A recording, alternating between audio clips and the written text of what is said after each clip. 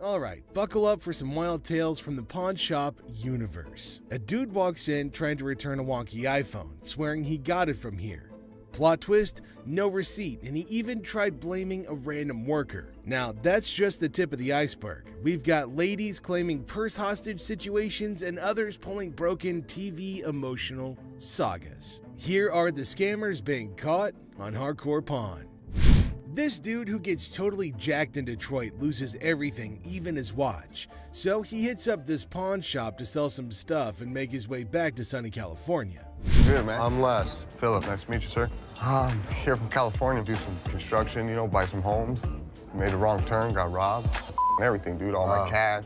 I got nothing left, dude. I got a watch. Trying to get some money so I can get back to California. Les hears the guy's sob story, feels some sympathy, and offers $80 for the watch.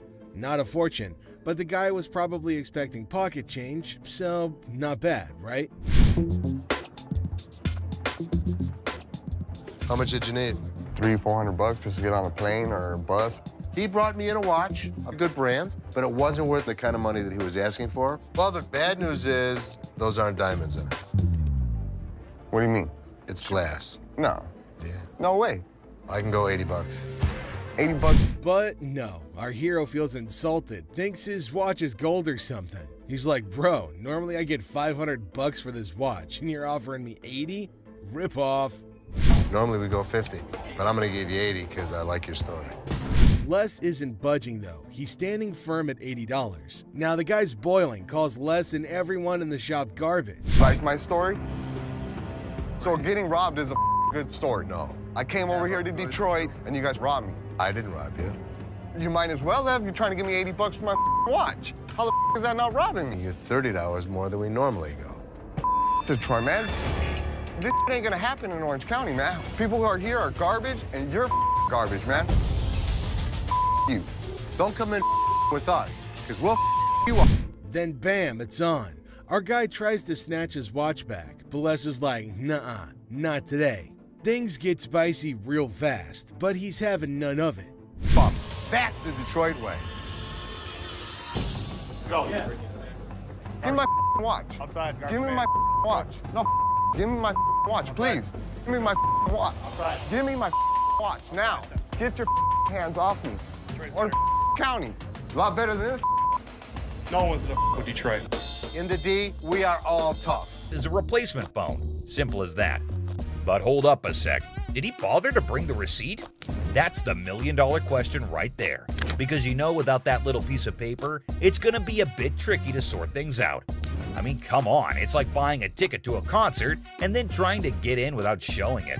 No can do, my dude. Receipts are like the golden ticket when it comes to returns and replacements. They're proof that you actually bought the item legit and can claim your rights if something goes wrong. Now, assuming he actually did bring the receipt, then it shouldn't be a major issue to get him sorted out. The store can check the purchase details, verify the warranty, and see what can be done about that faulty camera situation.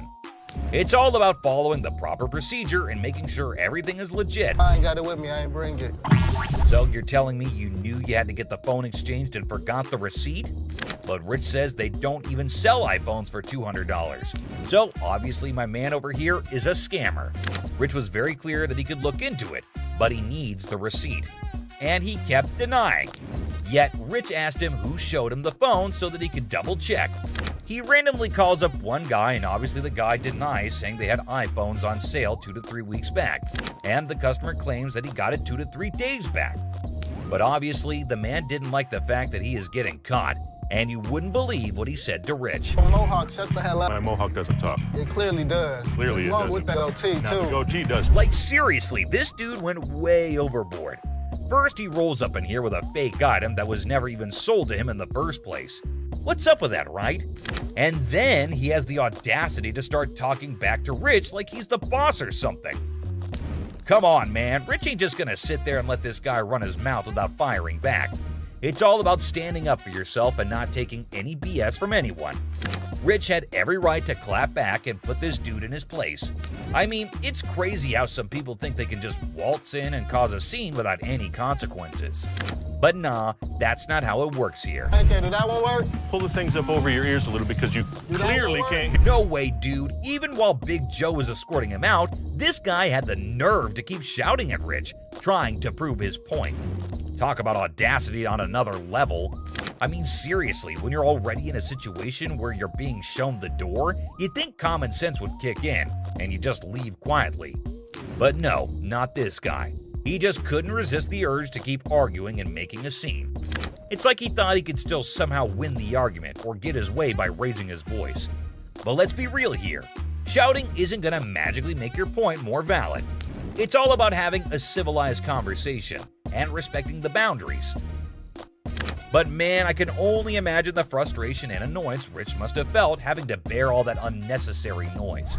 Send me a picture of the receipt from your phone. Damn, my man Rich definitely got that one stitch on his head for a long, long time. You better be lucky I can't beat your man. Today, a real gem walked through those doors. This guy, I kid you not, strolls in without a single thing in his hands.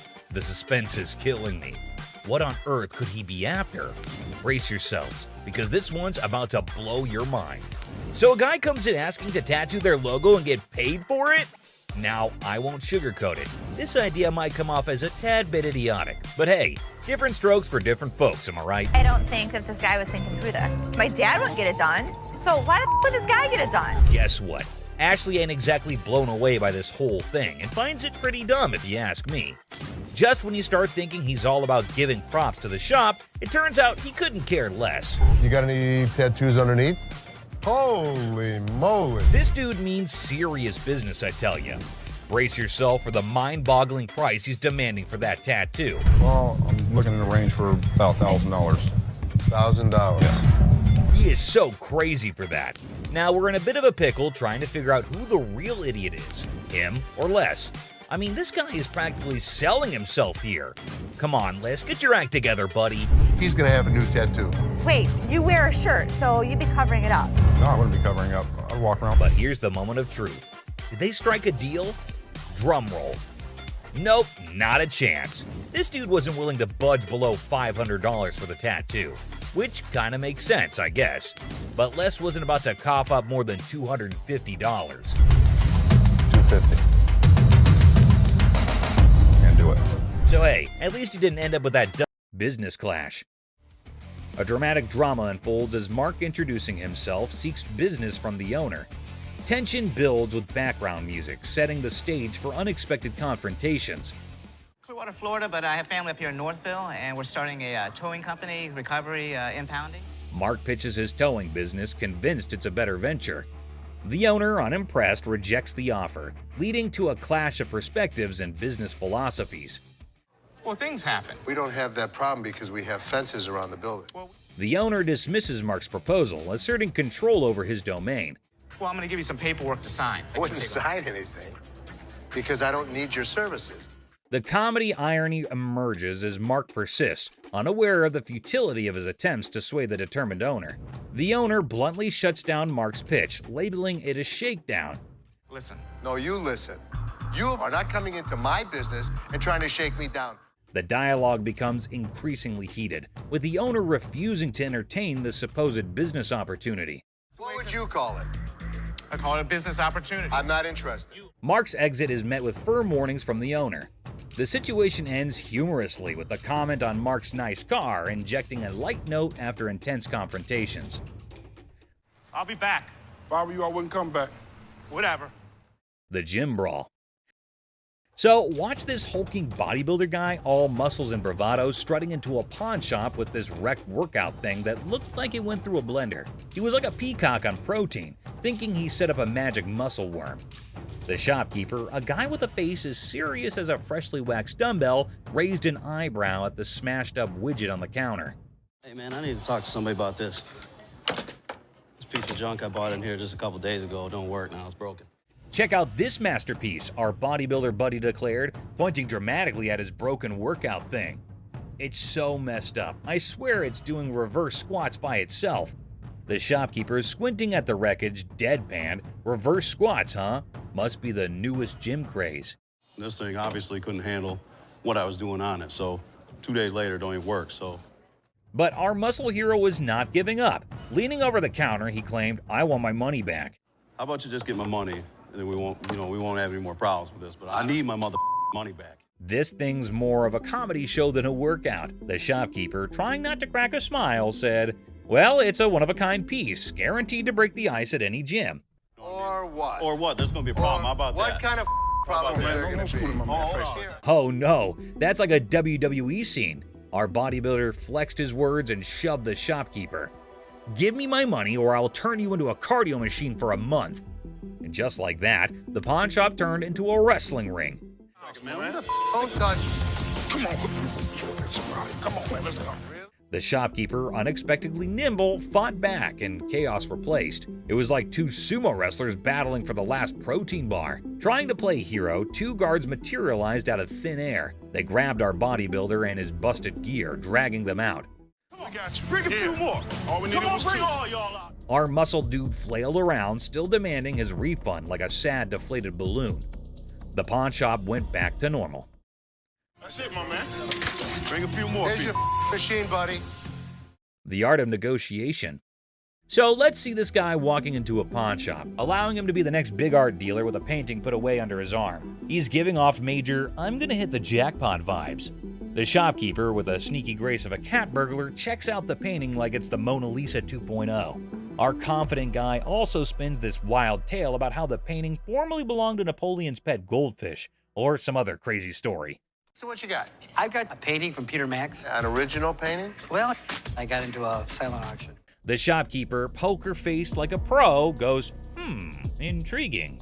You can virtually see dollar signs in his eyes as he dreams of making a fortune.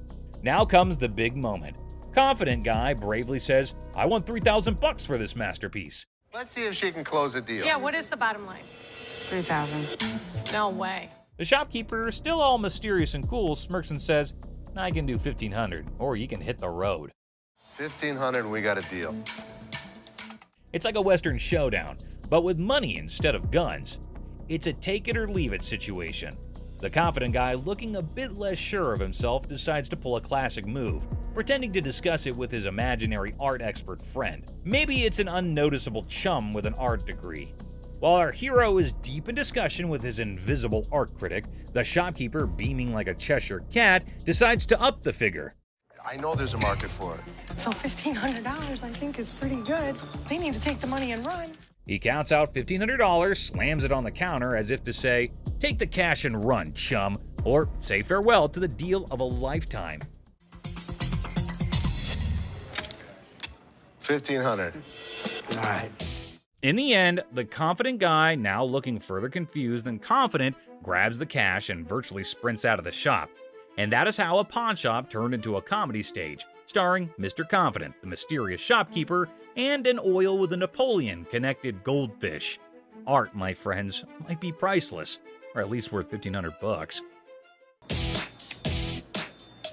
Peter Max. Seat showdown comedy.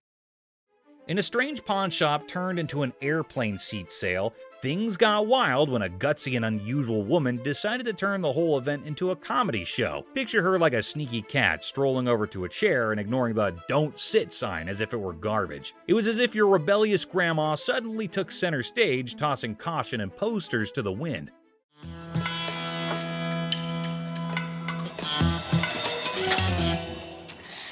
Then in comes the lady running the shop, armed with politeness and a simple request for the lady to give up the seat.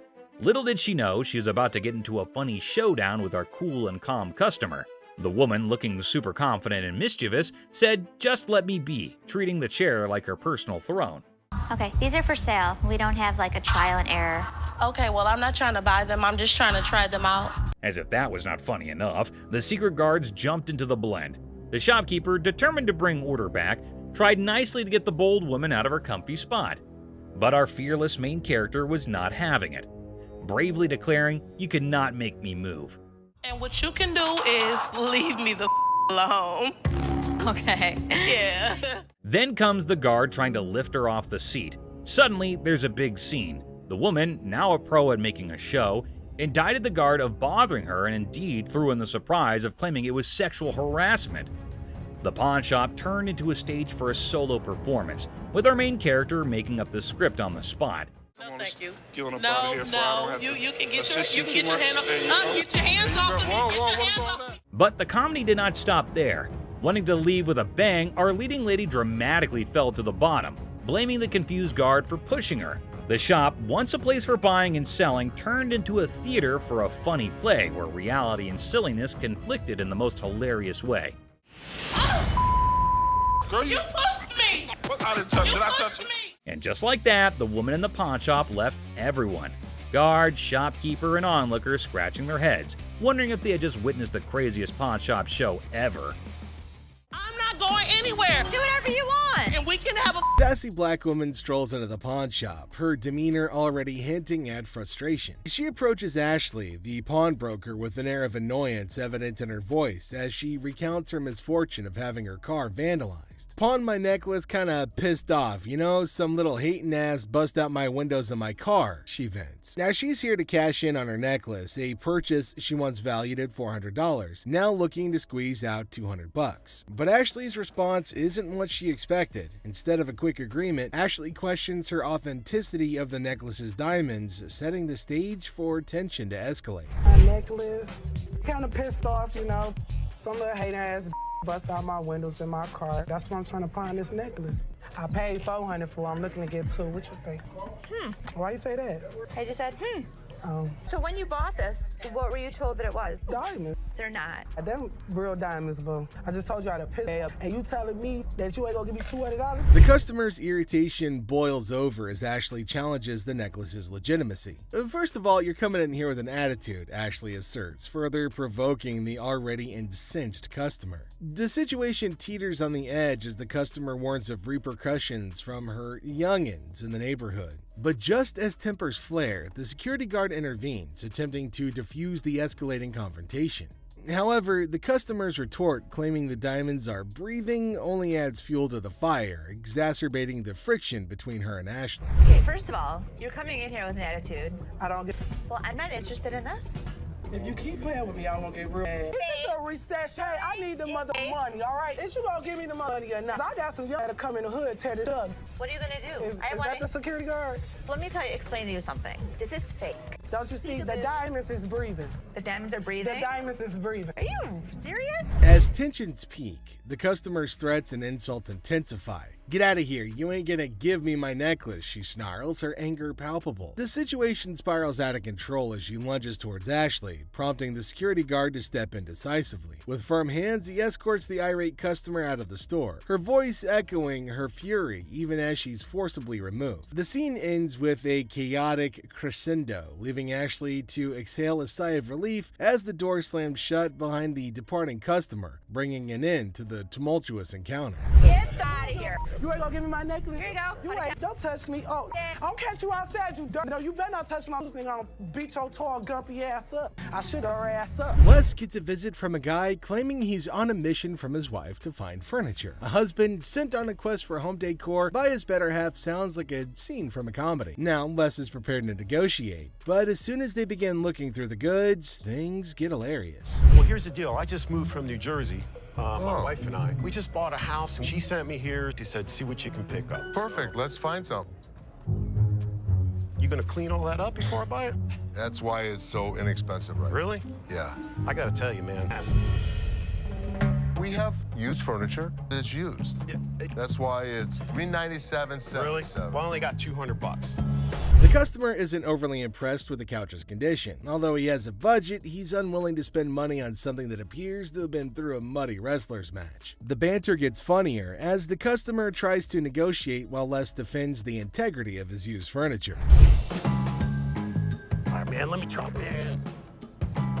I'll tell you what, my shoes are cleaner than this couch. Then don't buy it. Make me a deal. I got cash in my pocket, man. Wow, Come on, man. $200. Come on. The customer's insults towards Les and his family turn things from funny to completely ridiculous. It resembles a farce gone wrong, with insults flying more quickly than a tennis match. Les, ever the professional, maintains his position, but the level of absurdity is escalated by the customer's attitude. This is not the way we operate in New Jersey. What kind of operation you guys going on, man? I bet you you're not here far. This was actually my couch. We had it reupholstered and I gave it to Ashley. Is that right? Yeah. Is that your daughter? That's my daughter. She must be nasty, too. What did you just say? Don't make my... Come on, man. This is how we do it in the deep. Yeah. The customer's rudeness hits a peak, and Les puts his foot down, Detroit style. It's a showdown worthy of a Wild West movie, complete with threats and a swift exit. The customer's departure leaves everyone scratching their heads, wondering what had just happened in the wild world of pawn shop negotiations. I got $200. Yes, sir. I'm going someplace else. That's the dirty D right there, baby. Where'd he go? I think he went back to New Jersey, sir. In this wild pawn shop showdown, a woman marches in ring in hand like she's about to solve the mysteries of the universe. While she's trying to pay her past due rent, her diamond ring steals the show. Like a souffle in the microwave, the tension increases with every second that goes by. A heated discussion regarding the truthfulness of the ring is started when the pawnbroker examines it with some suspicion. The woman demands $200 like she's negotiating world peace, but the pawnbroker's offer of $80 sends her into orbit faster than a rocket with a grudge. And the air crackles with sass and disbelief, leaving everybody wondering if this ring is ever going to find its way home. With more bills that are past due and, lip studs. The standoff reaches its zenith in tension greater than that of a family-sized lasagna, and everybody's left wondering who's gonna blink first. As the dust settles, the woman's exit is as dramatic as her entrance. With a final flourish, she declares her terms and storms out like a diva exiting stage left. The pawnbroker's left scratching his head, wondering what just hit him, while the security staff's probably updating their resumes after narrowly avoiding a showdown. I don't accept that kind of behavior. Bustling aisles of the pawn shop, two guys saunter up to Ashley with a peculiar demand. Now they're aiming for a refund, claiming that a bunch of things that they bought from the pawn shop are no longer working. As per policy, Ashley asks for a receipt, and she also asks them questions to verify what the problem is.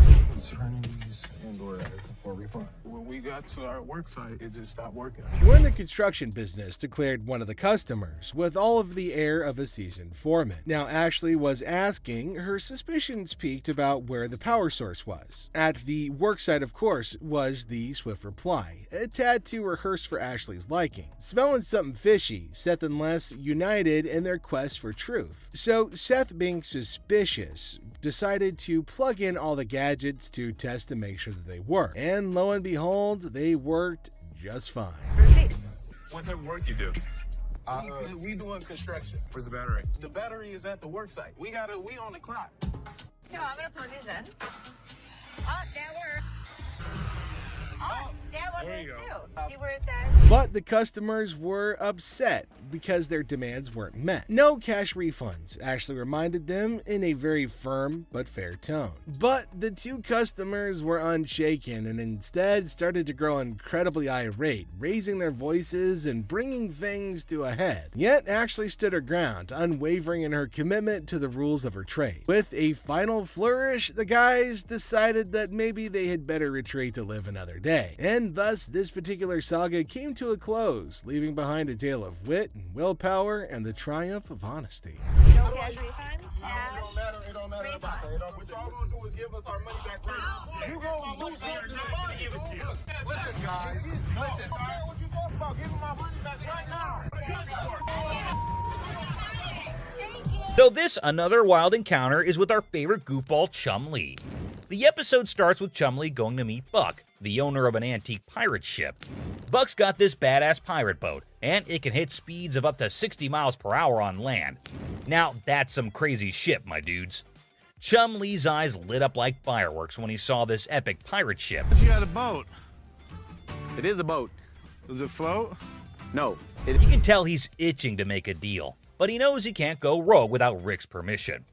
Well, the first thing he did was to send Rick a picture of this crazy giant. While waiting for Rick's reply, Chum Lee decides to go have a little fun on the ship. Woo! I'm on a boat! Sup, ladies? And it's quite evident that he's having a great time strutting around like Captain Chum, living his best pirate life. Now buckle up, because things just got real quick. The fun times? Yeah, they're over. Now we're diving into the spicy stuff, my peeps. We've reached the classic pawn shop negotiation phase, and let me tell you, it's about to get intense. Chum knew he had to haggle, but Buck, man, that guy is stubborn as a mule. Buck straight up dropped the bomb, saying he won't sell his ship for anything less than a mind-boggling $190,000. And let me tell you, Chumley's face went from pure excitement to straight up panic in a blink of an eye. Now, some might argue that it's a fair price, right? Like, this baby is worth every single penny, Chum. $190K and she's all yours. But can Chum swing that kind of dough? Nah, man. Chumley's in way over his head, and he knows he can't afford that kind of cash. It's a total bummer, dude. This deal is going down the drain faster than a sinking ship. But hold up, Buck ain't giving up that easily. He wants to speak with Rick, and honestly, that's pretty fair considering the time he invested in showing Chum around the ship. And yep, you saw it right. Rick sent a text, but guess what? It ain't the reply we were hoping for, my friends. Rick shut down the whole idea before it even set sail. Chumley's dream of becoming a pirate captain just came crashing down like a freaking cannonball. It's a gut-wrenching scene, my friends. The disappointment is real. Whatever. Oh, sorry, man. Buck is fuming like a volcano about to erupt. It's clear he's not happy with the outcome. Ships ahoy, disappointment. Another prime example of Chumley's misadventures. The pirate ship's dream sank faster than a cannonball in the water. Brace yourselves for a dramatic tale involving a limited edition bronze statue. Let's dive right in. So it all starts with a man named Raphael walking into the Pawn Star shop with this fancy limited edition 1888 bronze statue by Louis Bacall, a renowned French sculptor. After looking at the statue and knowing the potential value of this piece, Rick started salivating like a hungry wolf. Moving further, Rick's expert eyes started analyzing every little detail, hoping to strike gold and make some serious cash. And as Rick is examining the statue, you can see the excitement building up. If it turns out to be the real deal, it could be worth thousands of dollars. The suspense is killing. Come on, man, show me those original markings. Now, Rick's like a detective on the case, searching for any signs of authenticity. And in a dramatic twist, Rick got the truth. You need to see this. Looks right. What doesn't look right is there's some pitting right here. And that crack right there is from when they casted it. It didn't happen later. The statue has been recast. Oh, the disappointment is real, my friends. Well, ain't that a kick in the teeth? This statue is nothing but a fancy replica. 1888. The original was made in 1888. I don't believe you. Okay, I mean... Raphael's hopes went up in smoke, and the idiotic mistake is laid bare. I don't care what you say. I don't care what you tell me, but I know you're full of You know... Looking at Raphael, it sure is clear that he's not taking the news well. He's about to unleash his frustration on Rick, and things are about to get heated. And what did we see? Looking at the heated argument, Rick's bodyguard was just about to get in the scene, but Rick stopped them. Just when tensions were about to boil over, Richard stepped in to play the peacemaker. He's not one to let things escalate, especially when it comes to business. And I 100% agree with what Richard just said. You might be wrong, we don't know. We're in the business to make money. But when we don't feel comfortable with something, we're going to back off. He's a smart guy indeed. It's true that they're here to make some dough, but with that, they also got to be smart about it. If something doesn't feel right, gotta back off. No hard feelings, Raphael. Do you agree that a business is about making money, and sometimes we gotta be cautious? Can't blame us for not wanting to get burned. Look, Richard's wisdom prevails, reminding everyone that it's all about the money, but also about maintaining integrity. All right, let's take a chill pill, guys. And there you have it, another crazy encounter on Pawn Stars. Raphael thought he hit the jackpot, but in the end, it was a painful lesson in authenticity. The Pawn Stars team reflects on another day filled with unexpected encounters and quirky characters. Rick, ever the shrewd businessman, knows that every deal won't be a success, but he remains optimistic for the next opportunity that walks through his shop's doors. The customers may have acted like real idiots, overestimating the value of their valuables, but it's all part of the pawn shop's charm. We can't wait to share this hilarious encounter with you guys. Trust me, it's gonna be a riot. It's a reminder that in the crazy world of pawn shops, you never know what surprises are waiting around the corner. It's like a never-ending treasure hunt, and we're loving every minute of it. So until our next adventure, keep your eyes peeled for those hidden treasures out there. Whether you're with us at the pawn shop or exploring elsewhere, you never know what gems you might stumble upon.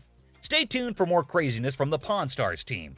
Catch you on the flip side, treasure hunters. Thanks for joining us, my fellow treasure hunters. Don't forget to hit that like button, subscribe for more jaw-dropping moments, and remember to push that bell icon. See you in the next one. Oh, mother. Oh, man. Who the you calling him? Really? You the ugliest two sisters I've ever seen in my life. Check out the wildest, most intense moments on Hardcore Pawn, where customers and staff bring the heat. And also get ready for some serious craziness at the pawn. Lamborghini clock. Oh, guess who's in town? The almighty Clockmaster. Get ready, everyone, because today's masterpiece is none other than a stunning Lamborghini dashboard clock up for grabs. These were made by Briquet for Lamborghini in the introduction of the Diablo in 1990 through 1993. It was a big deal when it came out. It was the first Lamborghini to go over 200 miles an hour. Oh, look who's stepping into the ring. Chumley's thoughts on the masterpiece that the Clockmaster didn't exactly applaud. Time for a clash of opinions. Okay, I've had clocks like this before. They don't sell like the watches do. They depreciate just like the Lamborghini. I don't think he's funny. Okay. Oh, Chumley, hold that thought. Your wisdom's not on the menu right now. Let Rick, the negotiation maestro, work his magic. How about 25? How about 22? 24. I'll go $2,300. Okay. All right. Deal. Write him up, chum. Charles Briefcase. Sit down and buckle up for this one, peeps. Remember Charles Lindbergh, the solo aviator? Our man here claims to possess his briefcase, and he's looking for some big bucks. A couple had bought a home, and this was one of the items that they had found. When they opened it up, they seen where it had embossed the name Charles A. Lindbergh. Okay. Right here. C.A. Lindbergh, Little Falls, Minnesota. Oh, sure, let's not make paper planes and just have our fancy briefcase professional take a look at it. Because that's the most important thing, right? One thing that I found as I was doing research on this was a letter that Charles August sent to his son, where he talks about the fact that he is out of money and he has been selling his goods. Well, isn't it just lovely when experts think they know everything? Our Lindbergh enthusiast has a different perspective and believes that their opinion is just as valid. I mean, try and do some more research, try to get some more documentation. That's all I can tell you. All right, will that change your mind? Depends on what you get, okay? All right, thank you very much. Have a nice day, man. All right. This did not belong to his father, and I will prove that when I come back. It's gonna cost a whole lot more. Led Zeppelin. Prepare your stairway to rock heaven. Cue the legendary Led Zeppelin. Our rock stars got an album signed by the Fab Four members. Because who needs stairs when you've got music magic? Hey, this is really amazing. Led Zeppelin is one of the greatest rock and roll bands of all time. Every one of their albums was in the top 10, and 6 of their albums were #1. Now, 4 signatures on an album, if this is real, I probably won't want to put it in the store. I want to bring it home. Hold up, rock enthusiasts. Let's not navigate this riff alone. Time to ring in the pros for some signature symphony guidance. Here's how that went. Based on everything I've seen, absolutely no doubt this is the real deal. Sweet. And what do you think it's worth? These things just really don't exist. But with that said, I put this value right at about $10,000 to $12,000. Whoops, that just triggered a button. But hey, Rick's unfazed by our shenanigans and smoothly sails on with the negotiation journey. My best price would be $17,500. This is history. Yeah, I mean, I'd go $8,500, but... I'm sorry. You know, okay. I appreciate the offer. Golden State Warriors ring. Guess what? Cupid's been busy, and our Romeo's on the hunt for a championship ring to dazzle the lucky fiancé. Game on, love-struck champ. So what I did was I brought pictures of another 75 Golden State Warriors ring. Okay. And as far as the pictures are concerned, they match up. Yeah. It's perfect. Here's a Shakespearean plot twist. Romeo's seemingly out to give Rick a trigger. Come on, dude, you're facing a pawn shop titan. Let's see how this drama unfolds. It's not testing. That's because you have a really cheap tester. Do you have one of your own? Yeah, I have my own stuff over there. Yeah, I mean, if... Mr. Romeo came in ready to take down the big G. But plot twist, the universe decides to serve him a slice of humble pie instead. Anyways, here's how things went on from that point. Any 11 grand, that's what I can do. That's your bottom line? Yeah, Okay. best price. Fair enough. I mean, I'm disappointed, but it's, you know, it's your property, you own it, and you got to do what's in your best interest. Right. So. All right, no problem, man. Yeah, thank you. Thanks for coming in. Joe Sofa Saga.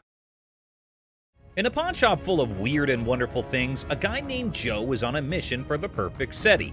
The man was on a tight budget, but his bullishness was as high as his hopes of chancing a hidden treasure among the fine furniture. Well, here's the deal. I just moved from New Jersey, my wife and I. We just bought a house, and she sent me here. She said, see what you can pick up. Perfect. Let's find some. He spotted a couch that looked like it had been through a lot. The man with a hopeful look asked the shopkeeper if they could clean it before he bought it. Little did the man know, this couch had a history. Spills, stains, and all sorts of weird stuff. The shopkeeper, trying not to burst into laughter, convinced the man it was a great deal without mentioning the hidden surprises. So inexpensive, right? Really? Yeah. I gotta tell you, man, that's nasty. Not giving up, the man confidently sat on the couch, comparing the dirt on it to his shoes. I'll tell you what, my shoes are cleaner than this couch. Then don't buy it. With a serious face, he said, I'm pretty sure my shoes are cleaner than this thing. He even tried to make a deal, $200 for the not-so-great couch. $397.77. Really? Well, I only got $200. It was a deal only Joe could find reasonable in the world of craziness. The real laughter started when this man, without thinking much, joked that if the couch were the shopkeeper's daughter, she must be a nasty one. The line between funny and awkward was getting blurry. We had a reupholstered and I gave it to Ashley. Is that right? Yeah. Is that your daughter? That's my daughter. She must be nasty, too. Out of the blue, a guard, called in by the offended shopkeeper, rushed in like a superhero. Joe was lifted off the couch and thrown out of the store, leaving everyone laughing. Yeah. Walk out. Walk out, my man. The pawn shop adventure had ended, but the story of Joe and the not-so-clean couch was sure to be a tale told with giggles and grins for years to come. Yes, sir. I'll go someplace else. That's the dirty D right there, baby. Comic pawn shop confrontation. Okay, a man is coming towards the shop. Wait, what? Is he coming to have something from the pawn shop? The man asking about her daughter means how creepy it is. Hello, I need to pick up some stuff for my daughter. Is it in pawn? Yes, ma'am. Laughter begins. Everyone around is intrigued to know what had happened to this man. Oh, another man entered into the argument. Let's see what would happen. Man accusing the shop owners of stealing. How crazy this man is, constantly accusing them of being thieves. No, I want the stuff. Yeah, but without the ticket, we can't give it to you. The man is constantly infuriating them and sees he has come out the carbon. Who knows what will be the end of this nonsense fight? Oh, they're about to have the piercing argument. I'm here, I want the stuff now. And what's he gonna do? The man called the guard to throw him out, but see, the man is not in control. He is constantly arguing and challenging them without knowing the fact of the danger he's really in. Oh God, he's challenging the massive guard! The guard stopped him and said, "Don't touch me," but the man was not understanding. Hey, I ain't scared of him! Is he serious? Calling his death to come earlier. The guard, in his fur, sent the man out. The really funny moment for all because the stupid man in his arguments really put him into account. Hey, you can't get... Hey, I want my stuff! I tell you what, big boy! Hey! Battle for sanity. Well, folks, take a look at the pawn shop's front yard. It's like a bustling highway out there. The crowd has formed a lane longer than my grandma's stories. And guess what? The sanity levels are off the charts. It's like a contest for who can stay the sanest. Now, hold your horses because here comes the geniuses. These folks are more interested in the pawn shop than a cat in a laser light show. No, he's from California. Look at all these idiots. They've gathered like it's the grand opening of the pawn shop Olympics. What's the big attraction, you ask? Maybe they're expecting a magic show, or perhaps the pawn shop secretly giving away free wisdom. Or, here's a wild thought, they're gearing up for a full-scale aggression mission against the poor souls inside. Watch out, world, we've got a pawn shop revolution on our hands. Stay tuned and remember, in the pawn shop chaos, sanity reigns supreme. Good luck, brave souls. That's not. Clueless heist hijinks. Well, howdy there, folks. We've got a Lone Ranger in the pawn shop, sipping on his secret drink like he's the king of mystery.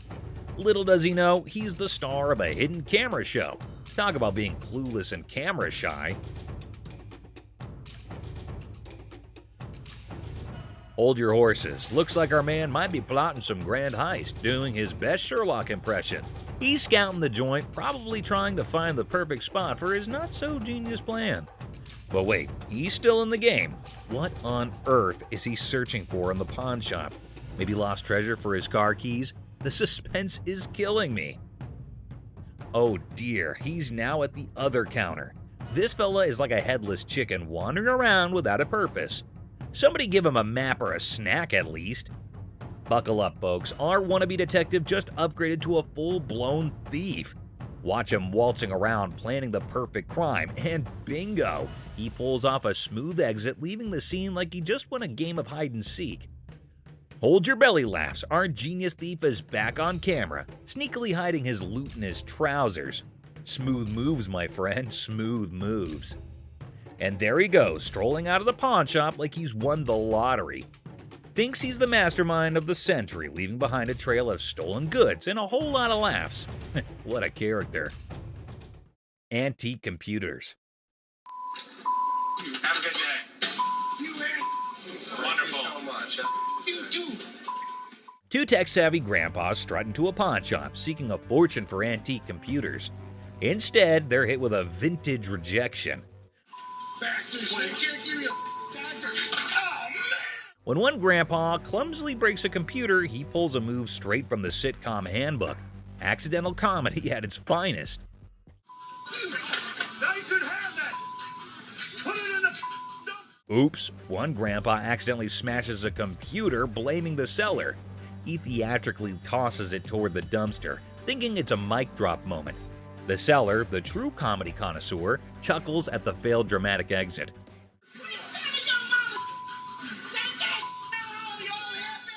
Here comes the queen of sass. A lady emerges roasting the old hillbillies and offering them an A-grade exit.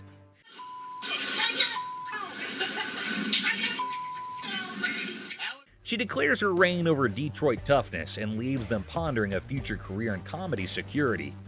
Cue laughter. Exit stage left. Ex-couple. Hello. Hi, how are you? I'm good, how are you? I'm fine. I'm actually looking to pawn these 2 watches. In a pawn shop, a young couple walked in to sell 2 watches. Ashley, the shop owner, greeted them. You guys dating, married? Was engaged, but not anymore. When she asked about their relationship, the boy explained they used to be engaged, but are now exes because both of them cheated on each other. Okay, so you want to sell them, correct? Yes. And how much were you looking for? Despite their turbulent exchange, Ashley inquired about the watch's value. This one I am not interested in because we don't take this brand. You don't take that brand? Ashley noticed the watch's flaws, and when the girl mentioned a particular brand, the boy claimed it was fake. You are more than welcome, to leave that here and we can send it out to get the crystal replaced. As Ashley attempted to facilitate the watch sale, the ex-couple's argument escalated. No, what's she talking We ain't got all day. No, you weren't. Shut up. The situation took an unexpected turn. You never had no life before me. I won't. You never had no life before me. Girl slapped the boy, turning the pawn shop into a battleground of emotions. Had no life before me. Let's go. Let me go. Let's go. Let me go. The situation escalated post-slap as the boy, fueled by anger, forcefully dragged the girl outside. I walk outside and the lady comes back for her watches. I wish you luck. Ashley returned the watches to girl by going toward them and wishes them good luck. Shark costume.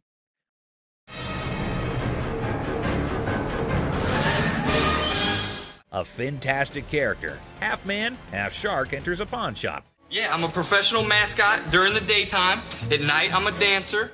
Claiming to be a daytime mascot and a nighttime dance sensation. $800, that's all I want. This guy is so bizarre. Les, skeptical, questions the shark man about his $900 financial request, leaving the room stunned.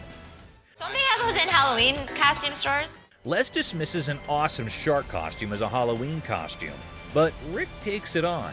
turning the pawn shop into a makeshift underwater comedy club, despite Ashley's rejects due to an unpleasant odor. See? It works. $800. Les, a pawn shop owner, is captivated by a customer who demands $800. You're missing a speeder. Oh my God. But when he reveals his naked self, Les's jaw drops. Hey, where's Ashley going with the naked guy? Tom, between amusement and disbelief, Les performs the quickest eviction in pawn shop history, leaving the customer high and dry. Ching Chong TV. Girlfriend's about to fly back home without me. I have no money. It's the only way I'm gonna be able to go. Right. I want $200 for it. 200 for that? A hat-wearing kid strolls into a pawn shop, hoping to score $200 for his TV. The seller, feeling frugal, counters with a generous $15. What brand is that? Ching Chong. The boy, trying to lighten the mood, drops a Ching Chong brand joke, turning a place into a comedy club for skeptical sellers. 200 for that? Yeah. Never gonna happen. 13-inch TVs, I sell them for $15. Our persistent TV peddler keeps pushing for more cash for his 13-inch Marvel, but the savvy seller sticks to his guns at $15. Come on, please. I don't want to get stuck in a tray. The boy, desperate to impress his TV-loving girlfriend, gets sadder than a clown without his makeup. Girlfriend's about to fly back home without me. I have no money. It's the only way I'm gonna be able to go. Right. I want $200 for it. 200 for that? The seller, unamused, directs him out, ensuring love won't cost him more than $15 today.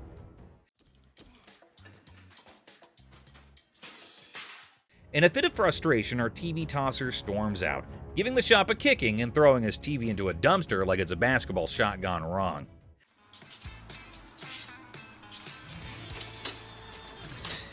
The seller, shaken but not stirred, mutters, "Idiot," and commands him to exit. You're gonna make me leave? Pretty much. Get the f out of here. Get off my property. Asserting his control over the TV-tossing theatrics.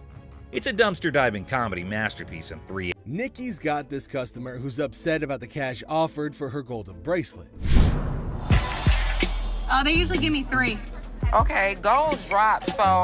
that's not my problem. She expected $300 like last time, but Nikki says it's $250 now because the gold price did a little dance. She started clamoring for a manager over and over, like that was gonna solve anything. I want to speak to your manager. What price did you give her?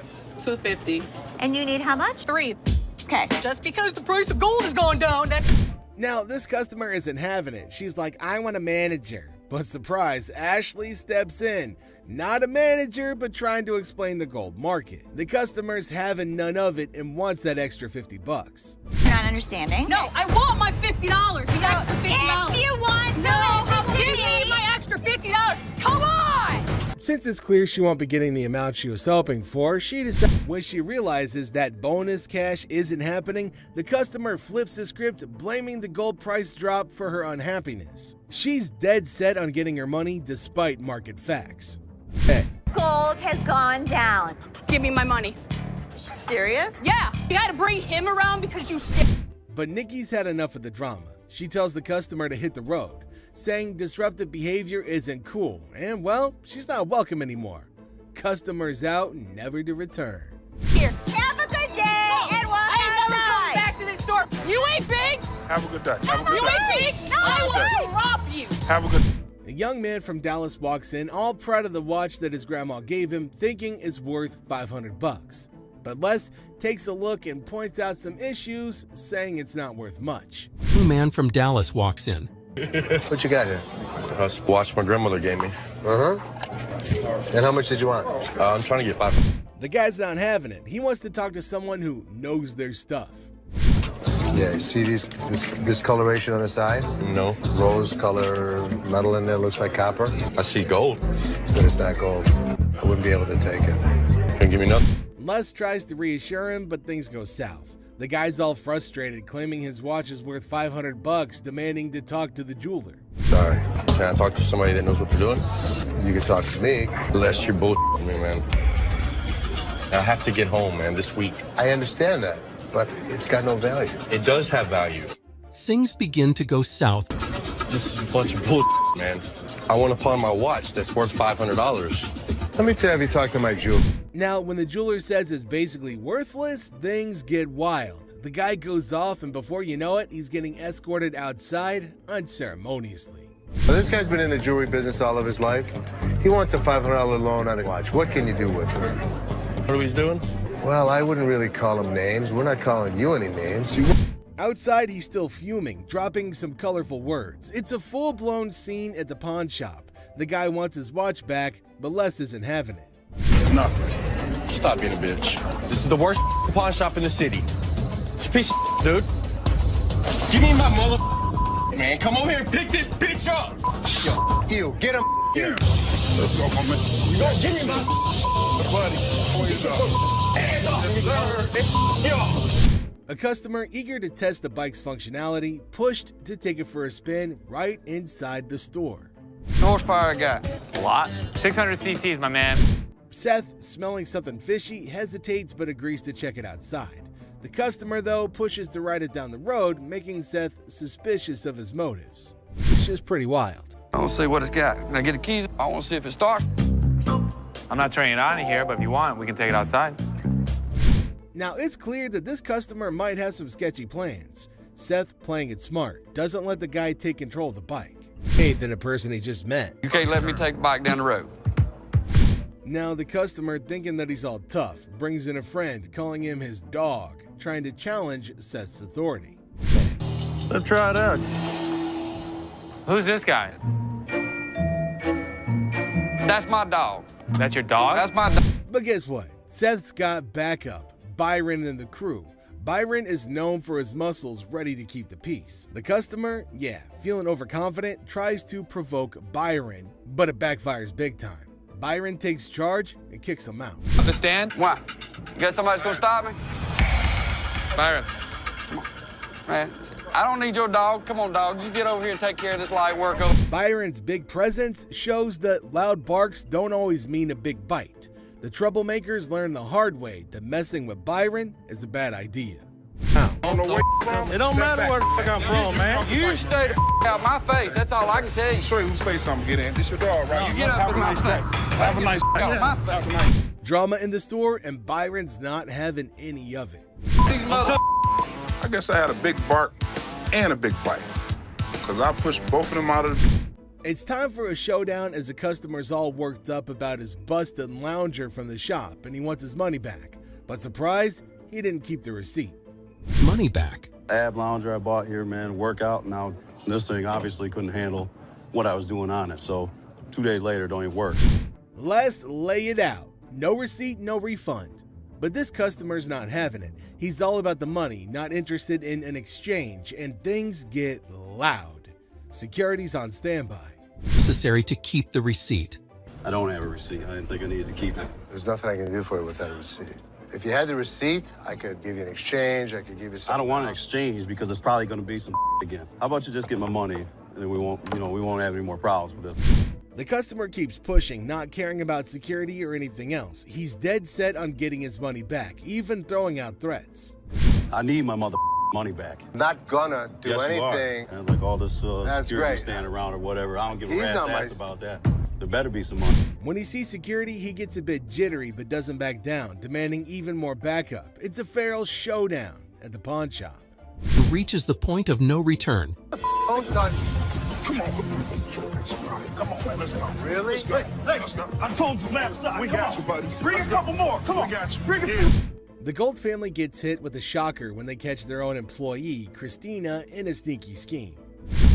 Les faces off against chaos as a wild woman storms in demanding her money, leading to a bizarre showdown where even the pawn shop floor becomes her stage. I couldn't pay you. I don't get all the mother questions. You forget my money. Don't you know names? Let me get all my stuff. You ain't been nothing.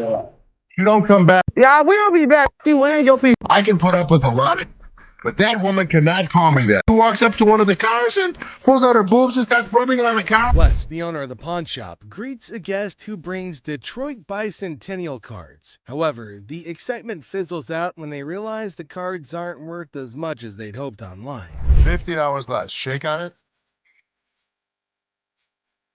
Give me a minute. No problem.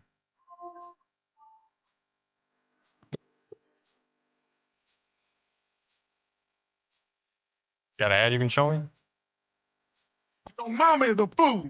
Les Gold faces off with a cheerful, plump customer aiming to sell a watch for his wife's anniversary. Les, ever witty, discovers it's their anniversary too. The old man deadpans 25 years, prompting Les to hilariously inquire, "How many happy years, man?" Laughter ensues in this pawn shop comedy. Having your day. Ooh, have a nice day. After getting kicked out of the pawn shop, our guy doesn't seem bothered at all. Instead, he starts acting really silly on the street. He starts walking in a funny way, like he's in the army, and starts shouting random silly things. This made people laugh a little bit. Yeah, man, I'm trying to see how much I can get for this. Yeah. I won't even be able to sell it for near that. $20? $20. 20, which is probably more than I would even offer. Do you know what it is? It don't matter how many you sitting on in the back. Because then I can't sell them. You paid $200 for that, I overheard? Yeah, I mean, Really, you paid $200. I'll sell you like. The scene opens with a heated exchange between a customer and a pawn shop employee, Jay, over the value of an item. The customer demands more than the offered $20, leading to frustration and a call for the manager. Help! I'm looking out the layaway window because I hear some commotion, and I see another irate customer in line. That's all I'm giving, period. All right, where's your manager? I'm the manager. Oh, you are the manager. I'm the manager. The manager? I'm the manager. $20. I've seen a customer get angry because it says system. $20. The customer gets angrier and wants to talk to the boss. The boss comes out, but he doesn't want to. He still says the item's only worth $20. This makes the situation even more intense. $20. Don't know. Huh? And what the you gonna do, old man? Old man? Who the you calling? Really, mother? Was that something new? Your system does that work. Things get worse as the customer gets angrier, using foul language and insisting on more money. The manager stays calm, but's upset with how things are handled and worries if his staff can deal with these kinds of situations. I had to deal with more than I should have today. It's gonna be my system, period. Tell him I told you not to do it. I don't want to hear it. Just go back to work. Ashley and Seth are... The owner asserts his authority, declaring that until the staff proves themselves capable, he'll remain in charge. He admonishes the employees for their handling of the situation and the inefficiencies within the store. Stop kissing my ass. I had to deal with more than I should have today. Until you prove it to me that you have the ability to run the store without me, it's going to be my system, period. Ashley and Seth are definitely not ready to be in charge yet. And at this rate, they may never be ready. At the end, the boss thinks about what happened today. He's not sure if his workers are ready for more responsibility. He's upset about the problems in the store. The pricing owner engages in conversation with Les, discussing his new responsibility of pricing items for sale. He reveals his discovery of a framed item, initially estimating its value at $100, and mentions its significance as an original piece by Stanley Mouse, known for his work with the Grateful Dead and other bands. Well, I told them, the stranger the item, the more value it had. The pricing owner and Les delve into the potential worth of the item, recognizing its rarity and connection to Stanley Mouse. They discuss the value of unique items, citing examples like an old hand-painted t-shirt that turned out to be valuable. The pricing owner expresses intention to find a suitable buyer for the item. Rich, the potential buyer, presents the original Stanley Mouse painting to the pricing owner. They discuss its uniqueness and negotiate the price, ultimately settling on $2,200 after initial suggestions of $3,000. The pricing owner acknowledges the rarity of the piece and agrees to the deal. They also thank Rich for helping make it happen. Les, the owner, also joins in and says that they're impressed with how things turned out and that the person who set the price did a great job. This ends with applause for the successful deal. Les and the pricing owner express satisfaction with the outcome, emphasizing the value of unique items in their business dealings. Well, obviously it's for a nonprofit, so it's I know. Seth, a wrestling fan, expresses excitement upon encountering Lex Luger in the store. Lex Luger and his team mention their aim to raise money for a nonprofit called the World Wrestling Outreach. Lex Luger shares his wrestling history, mentioning his achievements as a 3-time world champion, and selling the special item, but Seth and Michael express interest in buying it for their collection. After negotiation, they settle on a price of $3,500, considering it's for charity. Seth shares his personal connection to wrestling matches with his father, adding sentimental value to the purchase. You got a deal. My brother. Thank you. I appreciate it. Thank you, man. Thank you. Well, I personally am very excited. I didn't know what to expect. Les expresses excitement and gratitude for the successful transaction, noting the unexpected softness in negotiation from the master negotiators representing the nonprofit cause. So what's next? I'm going to call in some world-class appraisers. And if they're real? If they're real, I'm buying them. But first, I'm going to get some other opinions. I apologize for interrupting, but there's a guy on the phone. He says he's the guy who owns the artwork, and he's really pissed. What line is he on? I'll transfer him over. Les plans to get expert opinions on paintings brought by Dina and Tony. Suddenly, an employee interrupts, saying the supposed owner, Todd Hutchin, is upset and on the phone. Hello? Mr. Gold. Yes. Hello, sir. My name is Todd Hutchins. I appreciate you taking my call. Oh, it's my pleasure. Okay. Les talks to Todd, who claims the paintings are his and accuses Dina and Tony of leaving them without his permission. Les tries to understand and offers to resolve the situation. What do you think? Son of a bitch, I think it's real. Yeah, but why would he take such a hit? He's not. He's making money. That doesn't make sense. Stranger things have happened. I mean, we've never had anything like this ever. What are you gonna do? What's the next step? Les, Ashley, and Seth talk about the situation, unsure whom to believe, but agreeing that Todd seems genuine. They decide to verify the painting's authenticity. Paintings are authentic. Now that we know who the rightful owner is, I really want to make this deal. Now I need to find the best appraiser in Michigan to make sure that they're legit. Les decides to focus on verifying the painting's authenticity before proceeding. He wants to ensure that everything is legitimate. Well, I'm good with it. Les ends the discussion, determined to handle the situation carefully. Despite the unexpected problem, he remains committed to resolving it honestly and fairly. A woman comes to Ashley asking to pawn her bracelet. She says that she's had a fight with her partner and needs money urgently to go back to Hawaii.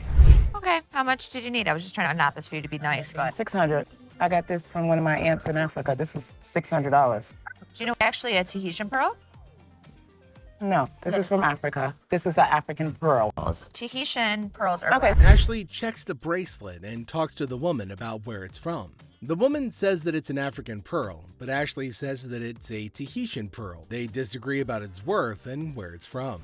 The woman gets angrier and calls Ashley names. Ashley stays calm but tells her to talk respectfully. The woman leaves angrily and this situation doesn't get resolved. On picking up very expensive pieces, grabs Les's attention. Hey, sir, don't touch it. Sir, if there's anything you want to see, we'll be more than happy to show you, sir. Well, what do you know? Expensive pieces tend to be fragile. How am I going to see if it's going to work? The customer starts touching expensive items, catching Les's attention. Les politely asks them not to touch anything, offering assistance in viewing items instead. Sure, that's why I asked you. That's when you're back there and he's over. I'll come out right out there. You think I give it? The customer insists on touching, arguing it's necessary to check functionality. Les tries to explain store policy, but the customer gets upset. Out of my store. Don't touch it. It's time to go.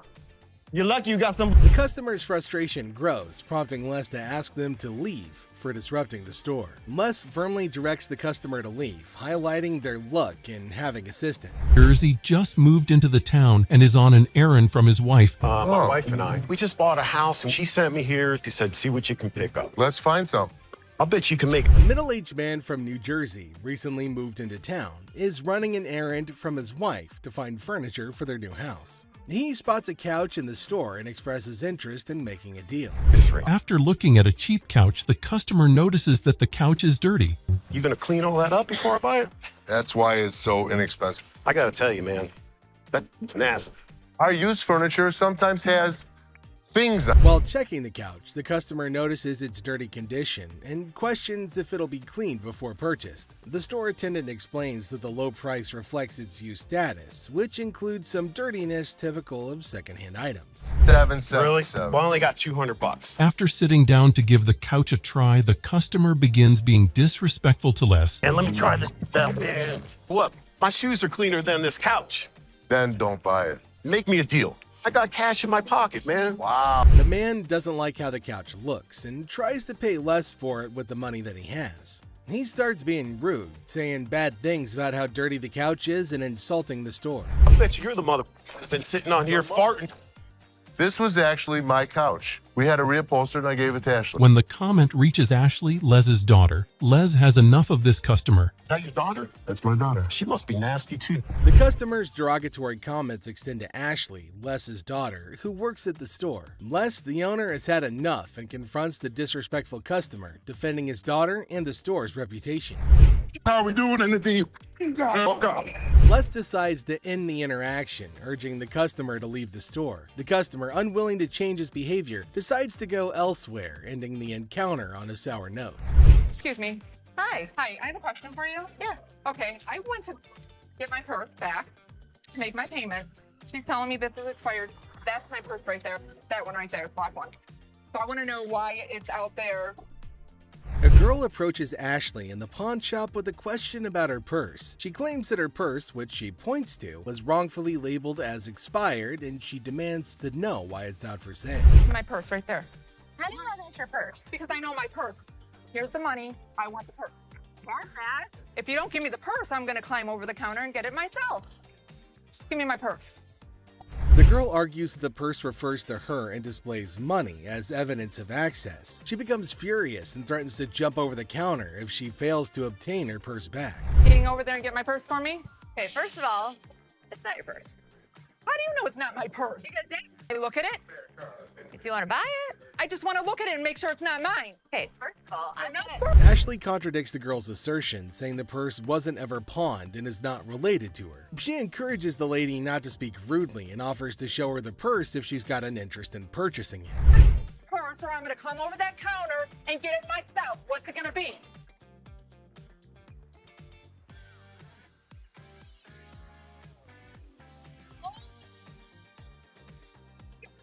The situation increases rapidly as the girl becomes more aggressive, threatening physical action to reclaim her purse.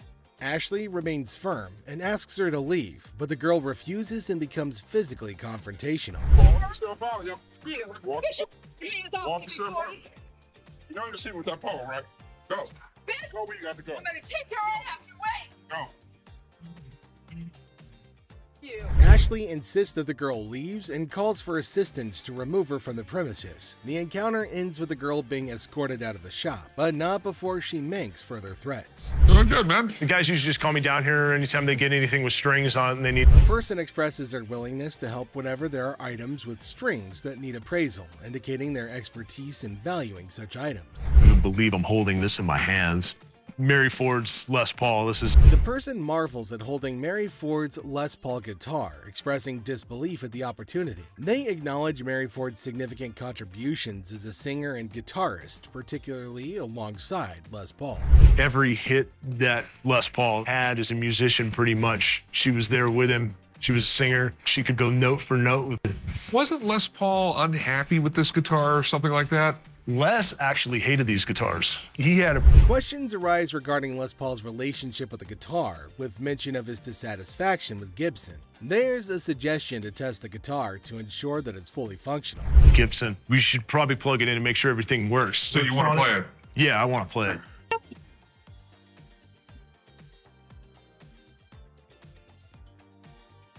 The decision is made to plug in the guitar and test it out. And after testing, it's confirmed that the guitar works perfectly, eliciting satisfaction and relief. All right, so it works? Yeah, it works. With the successful test, it's affirmed that the guitar is in good working condition, marking a positive outcome to the evaluation process. I was coming to pawn my ring because I have to. Les attends to a customer who urgently needs money to pay her rent. She hopes to pawn her ring for some quick cash. Les examines the ring closely to confirm its authenticity, which seems to upset the customer. She points out features of the ring to prove that it's genuine. How do I know? All you have to do is look at the holes in the back. Okay, how much did you want, man? $200. $80.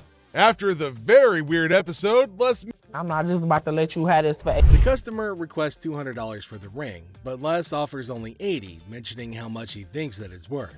Buying it, you're just pawning it. The woman demands Les give her what she came for. Unfortunately for her, that customer rejects Les's offer, stating that she paid $500 for the ring and insists on a higher amount. However, Les remains firm at his valuation. There you go. Yeah, I want to find it. Okay. So you gonna give me $200 or not? Les almost gets a hit to the face when he refuses the violent customer.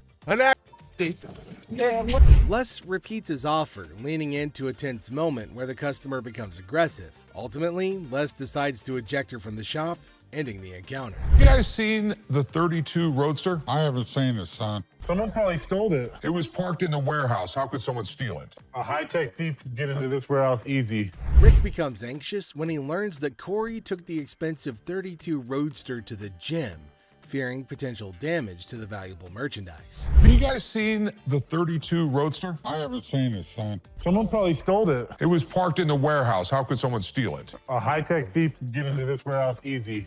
All you have to do is cut a hole in the roof and lift it out with a helicopter.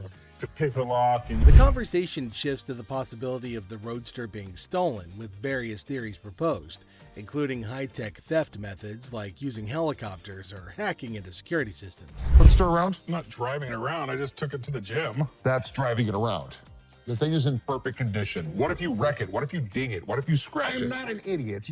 I'm your partner. Rick says he didn't drive the Roadster just for fun. He says he only took it to the gym. He defends himself from being called careless. He reminds everybody that he's a partner in the business. I can't believe my dad's giving me a hard time about this. I mean, what's the point of owning a pawn shop? Tensions raise between Rick and his father as they argue over the handling of the Roadster. Rick feels frustrated by his father's skepticism and restrictions, questioning the purpose of owning a pawn shop if he can't enjoy its items. Later found out that the car was not nearly worth $68,000. His expert had failed to notice that the car was a hot rod. Later, Rick learns that the Roadster is worth a lot more than he realized, valued at nearly $68,000 due to its hot rod modification. So what can I help you with today?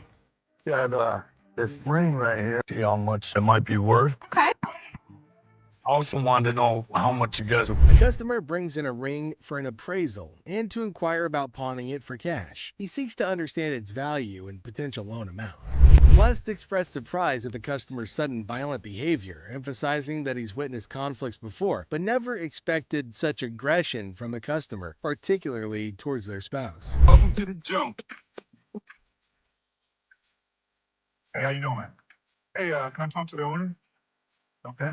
We do. Okay, how's that working out for you? Working out great. I'd like the opportunity to maybe go over some paperwork with you, show you what we can offer, what we could do. Okay, well, there's nothing to be missing. If somebody's parked illegally, we want to be able to come in. Mark, a would-be business partner, approaches Les with a proposition.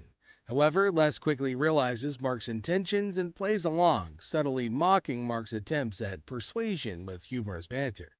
Car that's left overnight by some chance. It doesn't happen. Well, things happen. We don't have that problem because we have fences around the building. Well, we've done a couple other business around here. I don't think you're understanding what I'm saying. I want the business. Listen. No, you listen. You are not coming into my business and trying to shake me down. Do you understand me? Listen, you are... Do you understand me? As Mark persists with his proposal, Les becomes increasingly skeptical. With witty comebacks and dry humor, Les navigates the conversation, ultimately shutting down Mark's shakedown attempt with firmness and sarcasm. It's the old time in the past. We got a new thing going on right now. No, you got a shakedown business, which I'm not going to pay for. Well, that's what would you call it? I call it a business opportunity. I'm not interested. You old man. You can't get me down. Do you understand that? No. Will you escort you gentlemen out of here? I'm not being like that. Les asserts his authority and refuses to be intimidated by Mark's persistence. Their exchange escalates comically, with Les confidently asserting his position and dismissing Mark's offers with disdain. Of course you're not. I'll be back. All right, come on back. And go ahead. Hands on me. So now I ain't got to touch you no more. I'll be back. Why were you? I wouldn't come back. Whatever. Make sure that mother never comes back in here. You understand? No problem, sir. You had a choice to be able to make this happen, okay? Make it happen right, okay? Does have a nice car, though. The confrontation concludes as Les firmly shows Mark the door, unimpressed by his attempts to strong-arm a deal. With a mix of humor and seriousness, Les ensures that Mark won't be coming back anytime soon, ending the encounter on a humorous note. Hey, you the owner? Check this out, man. I can turn around and pay for that. What's up with that? $25, man. Come on. Man, step your back, man. Step back. Man, come on. You gonna talk to me? Orderly, I'm speaking English, just say. You get it? I ain't got no receipt, man. Well, how can I give you another unit, another game, if you don't have Because I bought it from here, man. I bought it right over there. I will be more than happy to exchange it for you. The customer's mad because he wants a refund for a game but forgot the receipt. Les tries joking around, but the guy's still upset. Things get a bit funnier as they go back and forth, with the customer threatening to jump the counter. But Les stays cool and sends him off with a witty goodbye. What, am I supposed to carry it with me? Give me my money back now. I can't have that. I don't know if we did it. I don't know if he did it. I don't know if he really bought it from us. But because he was so irate, he had to go. We're going to go right here to the refund. I ain't going over there. Do you want it? I got... Get off me, man. You going. You ready? You ready? You going. Get off me, man. Let's go. Let's go.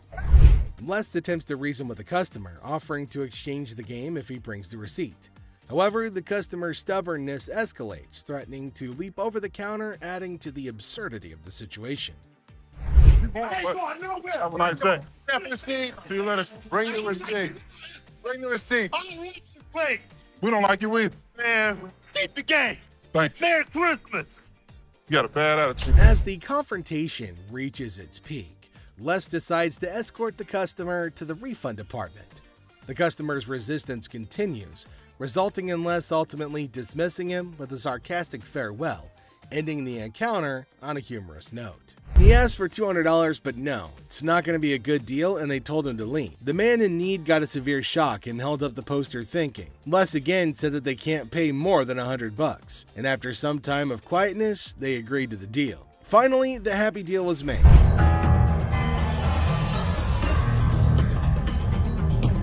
This is the guy? Right there. Here they come again. Les? Hi, how are you? I'm attorney Kyle DeQueef. So there's a man, probably an attorney with two ladies along, coming inside towards Les at a pawn shop. Now, Les knew about it before. He asked for Les, and fortunately, he was at the counter. He asked why they had arrived at the store. She's retained me to represent her in regard to a ring. Okay. My client brought in a $10,000 ring here, and she wants to either collect the remaining money owed to her on the ring or get the ring back. She's got a receipt right here. This is a counterfeit ticket. He said that he came here for the ring, which they bought from these ladies for $10,000, but they didn't pay and gave them the receipt. Now, he put up the receipt and showed it to Les and accused them of cheating and stealing from the women and taking their expensive ring. But Les was cool and controlled his anger. Whoever produced this ticket didn't understand this is the amount of numbers that are here. Okay. Number two is state law mandates that we print the law in a 12-point font. Okay. This is much smaller. That is some bull.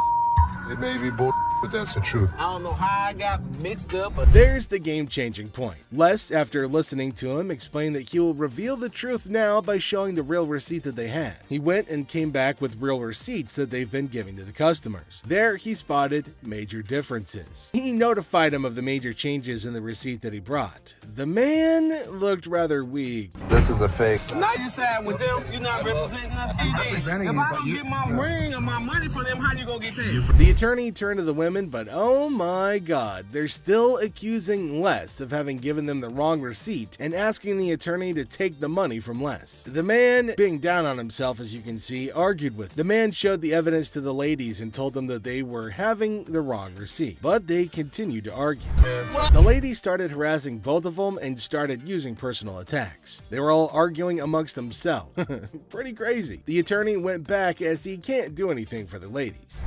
I'm trying to sell it for $150 or get a loan for $75 instead of the $50. Yeah, I wasn't interested in more than 50. If you know purses, then you know the. As our unsuspecting customer strolls into the kitchen at chaos, little does she know what's cooking today. Ashley, patiently bracing herself for another round of absurdity, politely inquires about what the customer's looking to offload. The girl, blissfully unaware of the purse's actual value, confidently suggests a price that's almost a steal. It costs way more than that. Okay, but I'm not going to pay you for the amount that you think it's worth because it's stain. This is not one of the newer ones. This is not this season. I know about purses. Dollars though, so if it wasn't worth. And now the plot thickens. The lady asserts that if Ashley truly understood purses, she'd gladly accept the offered amount. However, Ashley, standing firm in her claim that the purse is torn and not worth more than $50, creates a hilarious clash of valuation difference. You call me a pepperoni ass? Ugly ass bitch. You. And it's time to cue the drama. Ashley throws out the bold figure of $50, and it hits the customer like a curveball she wasn't ready for. Feeling the heat, our lady teeters on the edge of diplomacy and blurts out the unforgettable line. She labels Ashley a pepperoni ass and decides that she'd rather chat with anyone but her. Talk about spicing up negotiations. 3 males walked into a pawn shop. One of the suspects stood at the door as a lookout while the other 2 suspects walked directly over to the display cases. So, like, these 3 guys roll into the pawn shop, just casually strolling in. The other 2 guys, they head straight to the fancy display cases. It's all got suspicious vibes. And then, bam! One of them whips out a sledgehammer and starts smashing the glass. Things are starting to get pretty wild. At some point, a customer from the place is seen leaving calmly while the lookout tells her to hurry up. The suspects appeared to be wearing heavy-duty gloves in order. At one moment, a person from the shop strolls out all calm, and someone's keeping an eye on her, urging her to speed up. The people thought to be involved seem to have on these tough gloves, maybe so they don't get any cuts. Not to get cut while removing the glass from the cases. Both suspects placed the jewelry and many other valuables in the bags. So when they took off the glass from the cases, both of them put the jewelry and lots of other valuable stuff into bags. After that, they hightailed it out of the store in a black Mercury Marquis. Case at? Where the case at? Where is it at?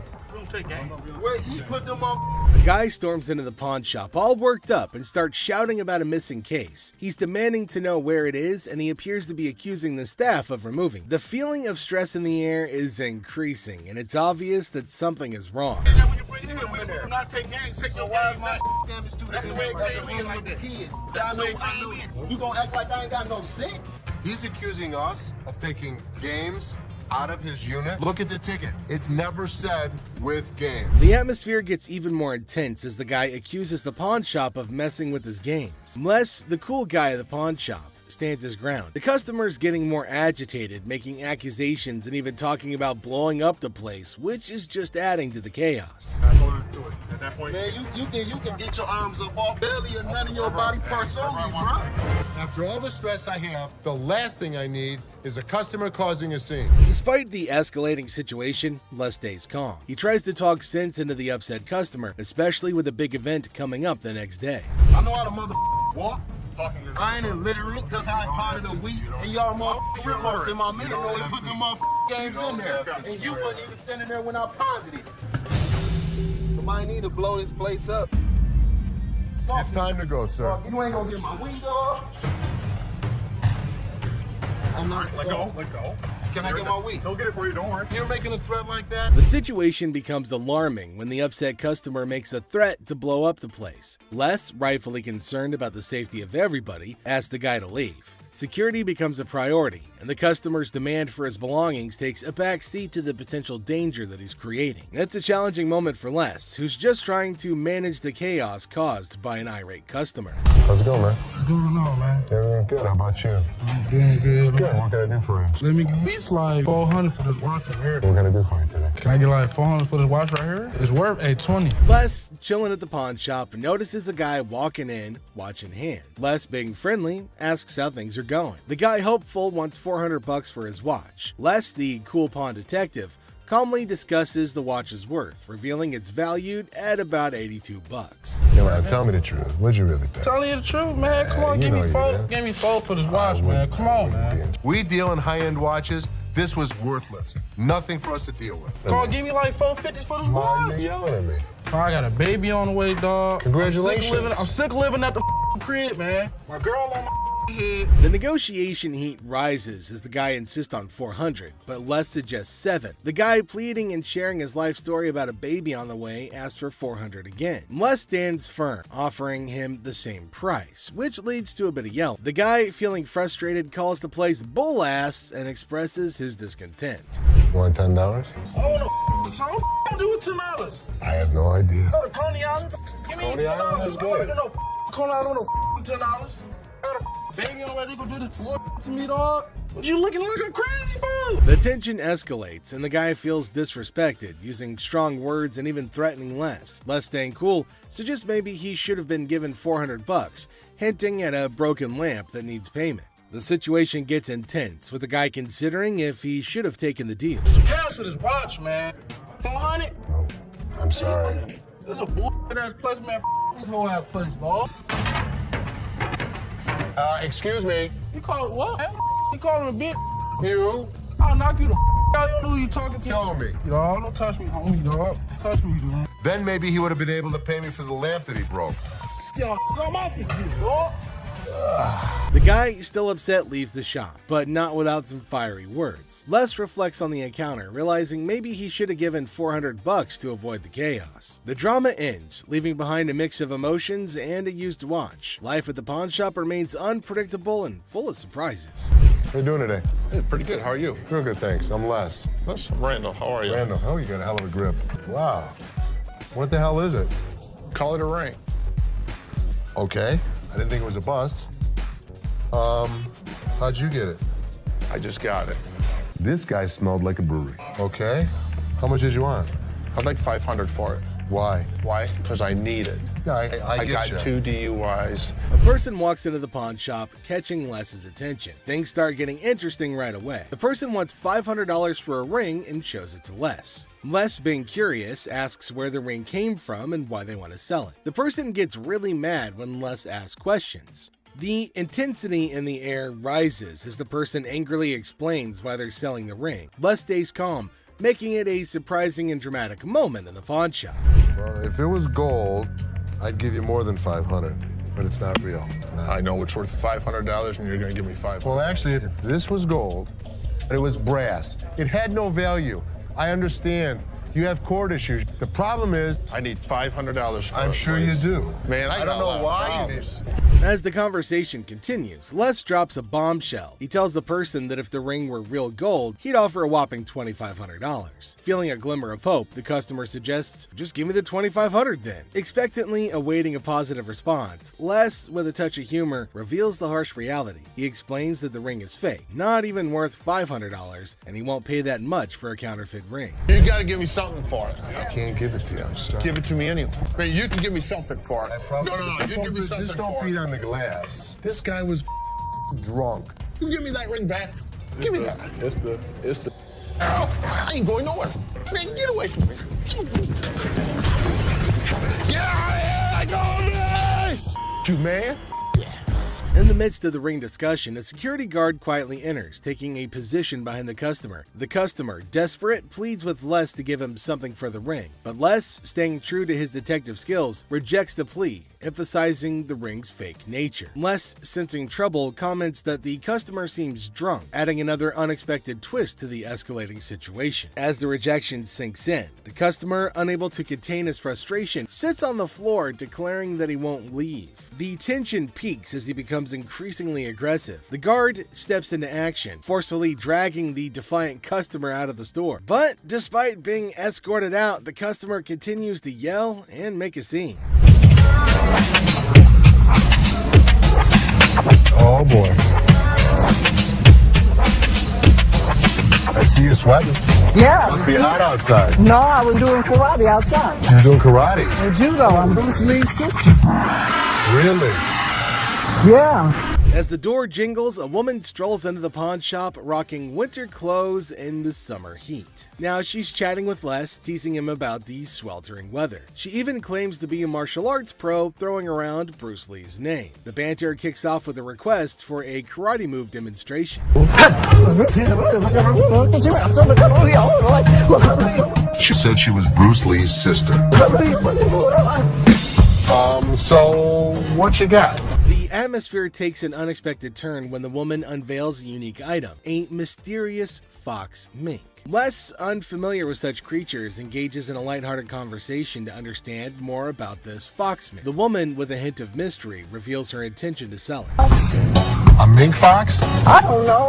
I'm not into animals. Fox. I've heard of fox. I've heard of mink. So fox mink.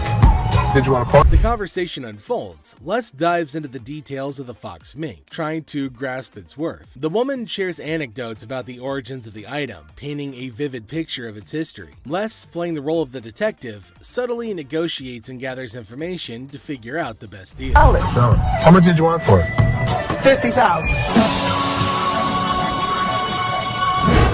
The encounter concluded with the woman deciding to part ways with her fox mink. Les, using his seasoned charm, finalizes the deal. The quirky tale of the winter-dressed woman and her unique pawned item adds an unexpected twist to the usual pawn shop routine, leaving both parties with a memorable experience. Woman comes in to sell me a high-end bottle of liquor. Ma'am, I'm Is that what you're saying? You have no respect. When you want to take a person when they die, fit the liquor inside the bottle. and anytime you're going to be little a person. Ma'am, I didn't belittle you. As the door chimes, the woman confidently walks in, clutching an empty liquor bottle. She aims for a bold move, attempting to pawn the bottle for a cool $100. Les, with his discerning eye, swiftly rejects the proposal, explaining that a filled bottle would fetch a better price. The woman, not thrilled with the response, raises her voice, demanding respect and expressing her discontent. I'll give you $100. It's not worth more than $100. Especially when you say I wouldn't give you $100. Don't you ever walk up to my dad. Hey, baby, don't point your finger. Life after this, don't you dare ever come in here again. In my face. I don't care, you're in my dad's store, and don't you ever think about coming in here again. Turn your ass around, badass out the door now. Nowhere, Ashley steps up like a superhero. Now, she doesn't just cool things down, she straight up shuts the woman down. With confidence, Ashley tells her to leave and never come back. Suddenly, the chaos turns into quiet thanks to Ashley's quick and firm action. Son of a bitch. Where the hell is he? Rich! He's on the floor. People are waiting to pay us for their merchandise. He's not there. We're losing money. I'd had Rich's back. In the heart of the pawn shop, Les faces a moment of frustration and disbelief. The absence of Rich, a trusted ally for over 2 decades, leaves Les feeling betrayed. The urgency of customers waiting to make payments adds to the tension, and the weight of loyalty becomes a central theme in this unexpected turn of events. Since the first day he came here, over 20 years ago. I feel betrayed. Didn't I just have an employee meeting to tell everybody that they need to step up on their game? I'm watching you and Bobby J talk to these 2 girls. You're out there trying to sweet talk them, trying to bullshit with them. I'm looking for you in layaway. Where the hell are you? I gotta sit in layaway all day long and just wait for something to happen? As the minutes tick away, the atmosphere inside the pawn shop grows more intense. Les reflects on his long-standing support for Rich, highlighting his sense of loyalty that spans a quarter century. He recalls a recent employee meeting where he emphasized the need for everyone to step up their game. Disappointment and frustration seep into his words as he confronts the situation, a pawn shop mystery intertwined with personal and professional loyalties. I'm watching you and Bobby J talk to these 2 girls. They're out there trying to sell their jewelry. You're out there trying to sweet talk them, trying to bullshit with them. They end up walking out the front door. You put me in a position that you were the next to go. In this pivotal moment, Les delivers a stern warning to a fellow employee, Bobby J. The scene unfolds with Les observing interactions and attempts at sweet-talking customers. The threat of termination looms as he recounts the consequences of letting down the team. The dialogue underscores the severity of the situation and the potential impact on job security. Tension rises as Les grapples with the repercussions of the unfolding events. Rich, I'm out. Tell your dad to off. You up your job. As the confrontation escalates, Les draws a line in the sand. The ultimatum is clear: compliance or termination. The final seconds capture the raw emotion and frustration of a loyal employee who feels unappreciated and misunderstood. He knew he was in trouble once we walked through that door.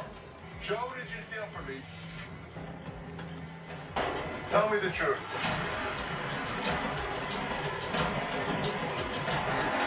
Inside the pawn shop, a sense of trouble looms as the head of security, Joe, faces a difficult moment. The air is heavy with anticipation as accusations are laid out. In a tense exchange, the truth emerges when Joe admits to stealing. The weight of the admission sets the stage for the unraveling of a trusted employee's actions.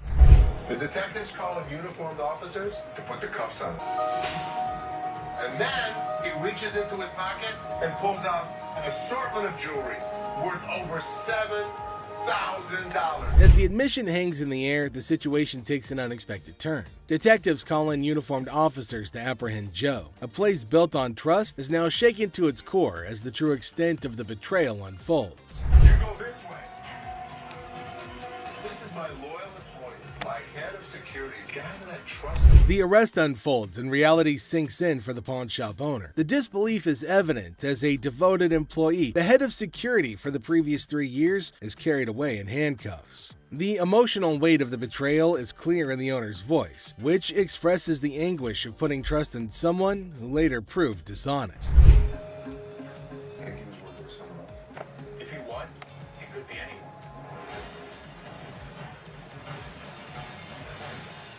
As the scene unfolds, questions linger in the air. The owner ponders the possibility of Joe working with someone else, leaving the situation shrouded in uncertainty. The aftermath of the betrayal raises concerns about potential accomplices and adds another layer to the unfolding drama. The final seconds leave the audience in suspense, contemplating the true extent of the security guard's actions. Are you her customer or mine? I'm talking to you. Come on. This lady got so irate because she wanted to be next in line. She wanted to be first. She felt that she was the most important out of every customer. You're next in line, so let me be right with you. Okay, well, come on. It doesn't matter. What the are you? You're not the police. I can talk to whoever I want to talk to. What are you going to do? You already know. In the opening scene, Ashley is at the counter with a lengthy line of customers. A sudden disruption occurs when a black woman attempts to cut in front of everybody else. Ashley confronts her, asking, "What are you doing?" The woman becomes upset, but Ashley firmly asserts, "You can't do that stuff here." Goodbye.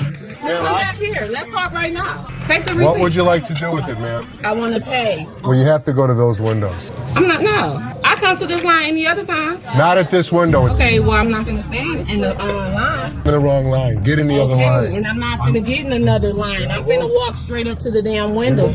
We won't take you. The woman continued standing in line at the counter. Les approached her, inquiring about the situation. She explained that she wanted to pay, but refused to move to the next window. Les informed her that in the pawn shop, crossing others in line isn't allowed, emphasizing the importance of waiting your turn. Here of you. Well, y'all just only come. See this lady here? All the other customers. Okay, and I always come to this line. I'm sorry. You have to stand in the other line. Okay, well, I'll be back before y'all close.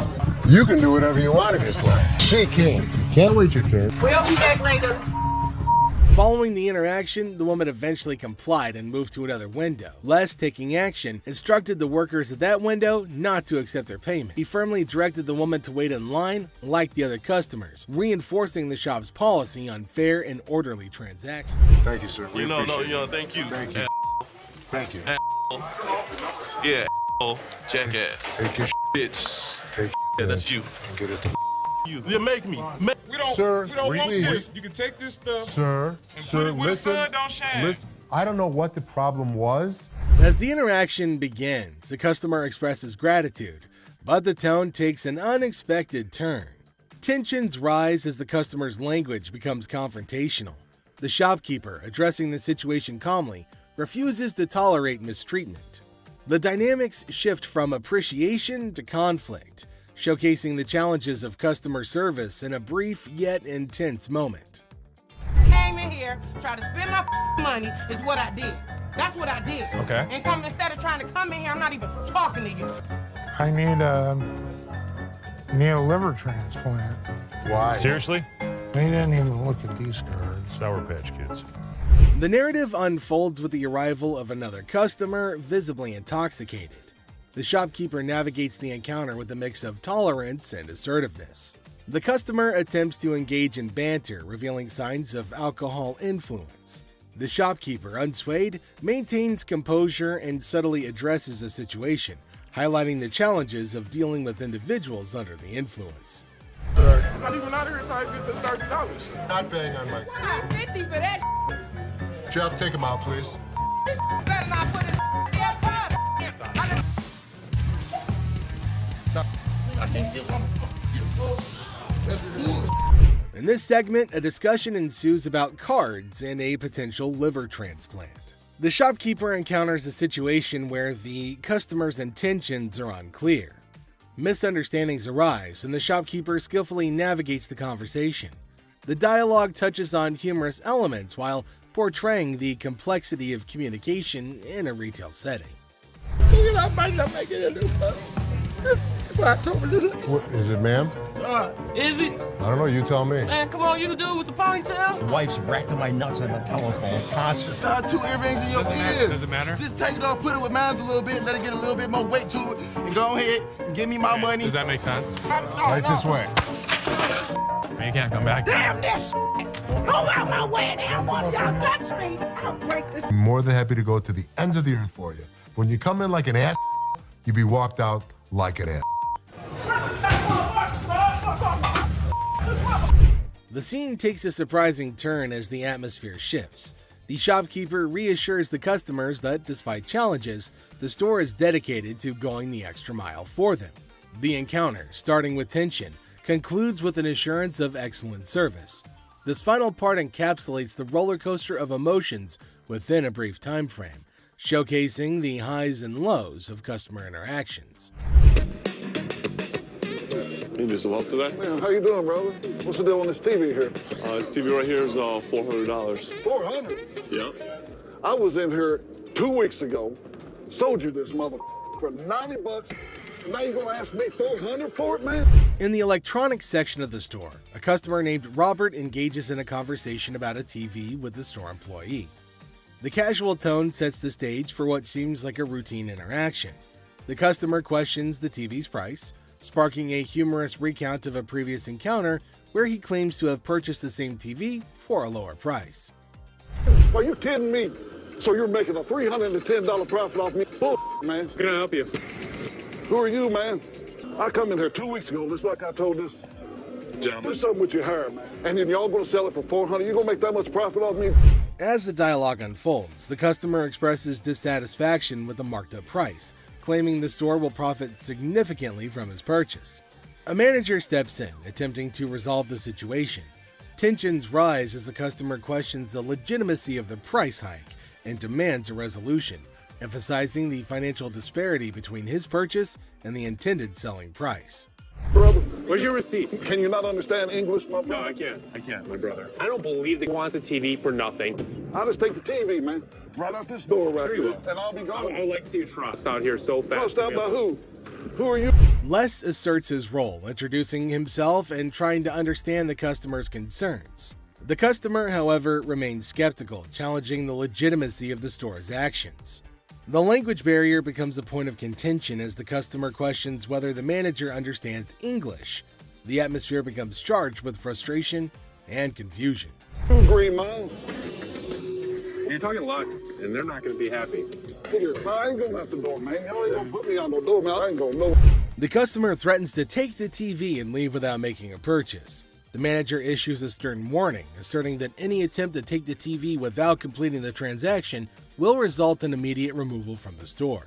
The confrontation takes an assertive turn, with both parties standing their ground. Once I get this TV, man, get above me. Get off me. Get my damn shoe, player. You don't got my shoe. You got my money.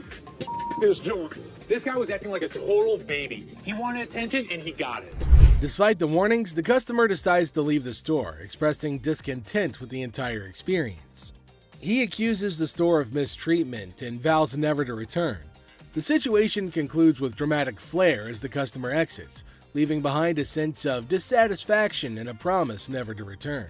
How are you? I'm good. How are you? Well, actually, I'm not doing so good. No? My grandma just passed. I'm So I sorry. was like hoping to Okay, so whose ring is this?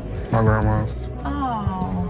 So you want to just pawn it, right? Because you want to be able to get it back? Yeah. Okay. Do you have anything else? It's not real.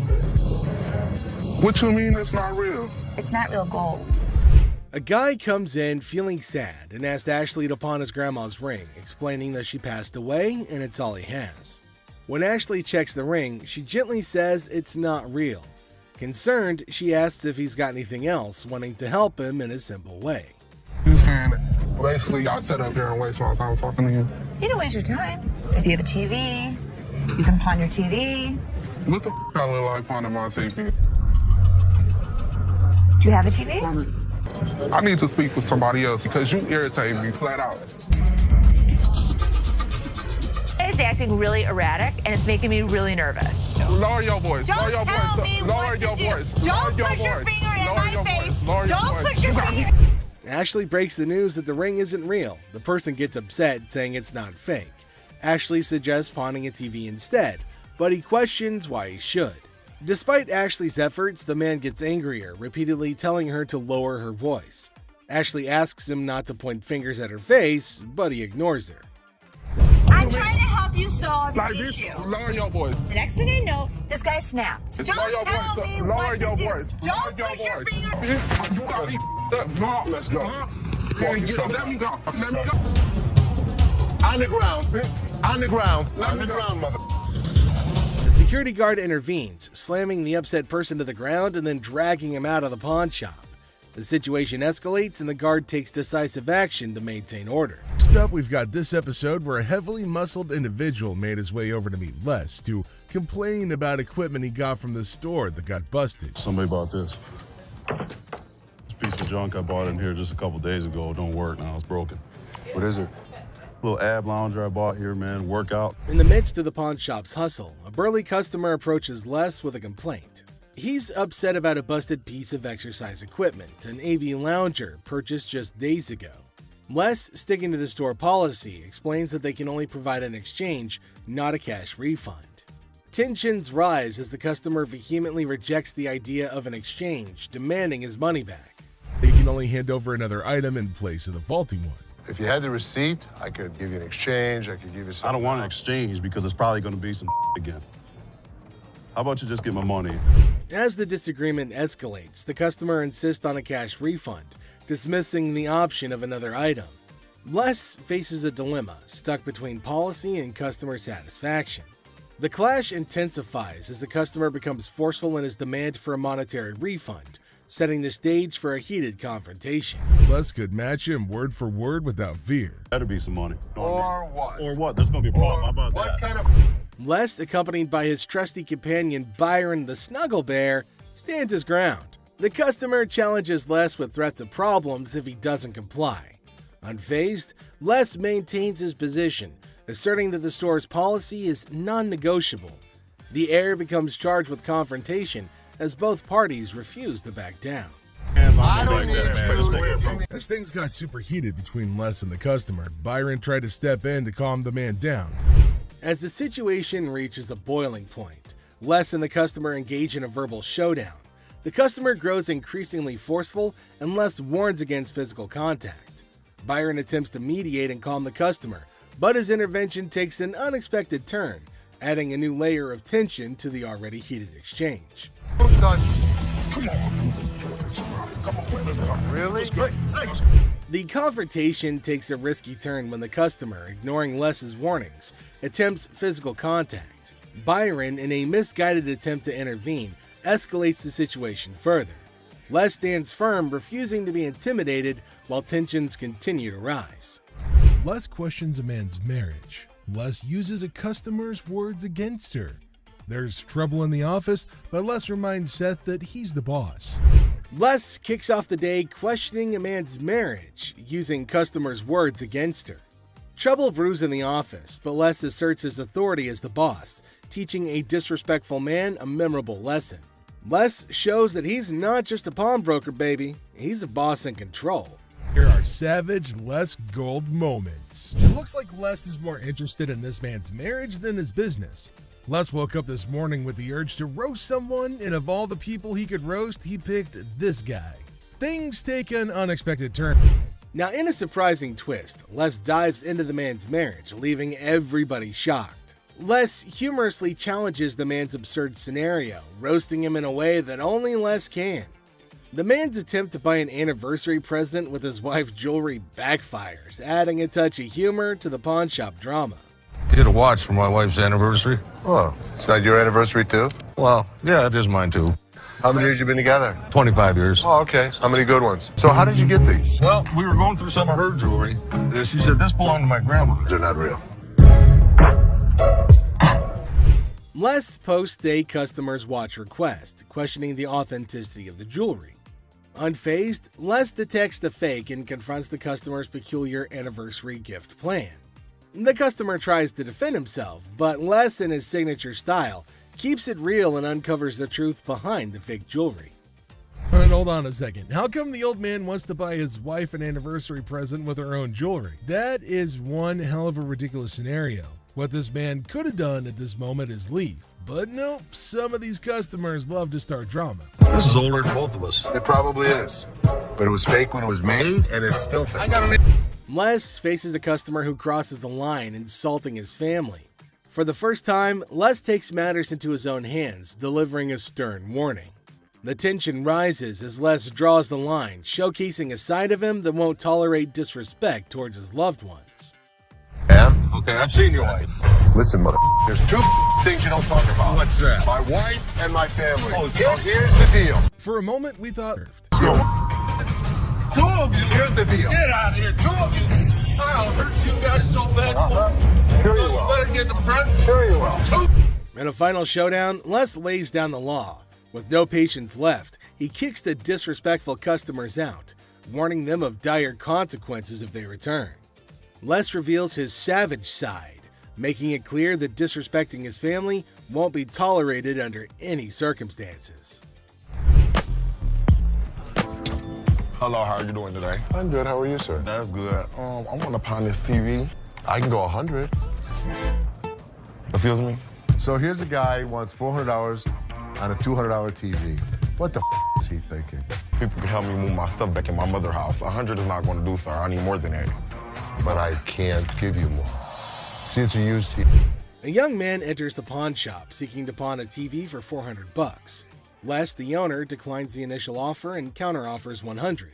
The guy, explaining his need to move back to his mom's house, expresses that $100 won't be sufficient for his situation. You know, I have to get away. You see this? He did this last night. What did he do to you last night? He beat me up last night. You clearly don't see that. See, you know what? You about to cause me to lose my mother temper. I try to give him the benefit of the doubt. I thought he had nice skin. He didn't have any bruises on him. I don't need to call security. You don't need to call them. What The guy made up a story about daily abuse from his roommate, seeking empathy to pawn the TV for his escape. Les remained skeptical, noting the absence of visible bruises, praising the boy's clear skin. In response, the boy, feeling cornered, requests the involvement of security, hinting at a potential dramatic turn of events. What you gonna do? What, you from Africa? Oh, okay. Anyway, like I said, can you give me the 400 you paid? We sell them for $200. Hold on. Y'all. Thank so much. Sure is. Have a nice day.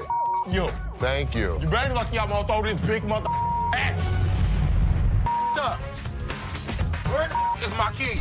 Les, trying to find a middle ground, offers $125, but the boy declines and insists on calling the guards. Les, unfazed, reveals the presence of the guard behind the boy. The situation ends with the boy taking the TV and leaving the pawn shop without the need for additional security intervention. How about your fat ass take it out? You work here, ain't you getting paid to do this? I look like a butler to you. I don't give a my gonna come in here and get this motherfucker. You better. His big ass gonna beat your little ass, fat bitch. Him in what army? Motherfucker, come from behind this counter. A tense situation arises as a black woman directs angry shouts at a guard.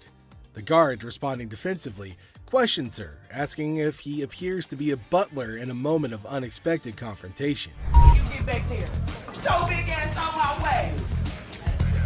Get this motherfucking speaker and take it outside. You want me to stop? Take the You brought it in. You're gonna take it out. So take it out. I'm not picking that up Then and you're taking it leaving it outside. Y'all can get your old ass Take out. your ass out of here. I'm What's your gonna bitch ass out of here, y'all. You're not going to come in threatening my employees. Who gonna bring it outside?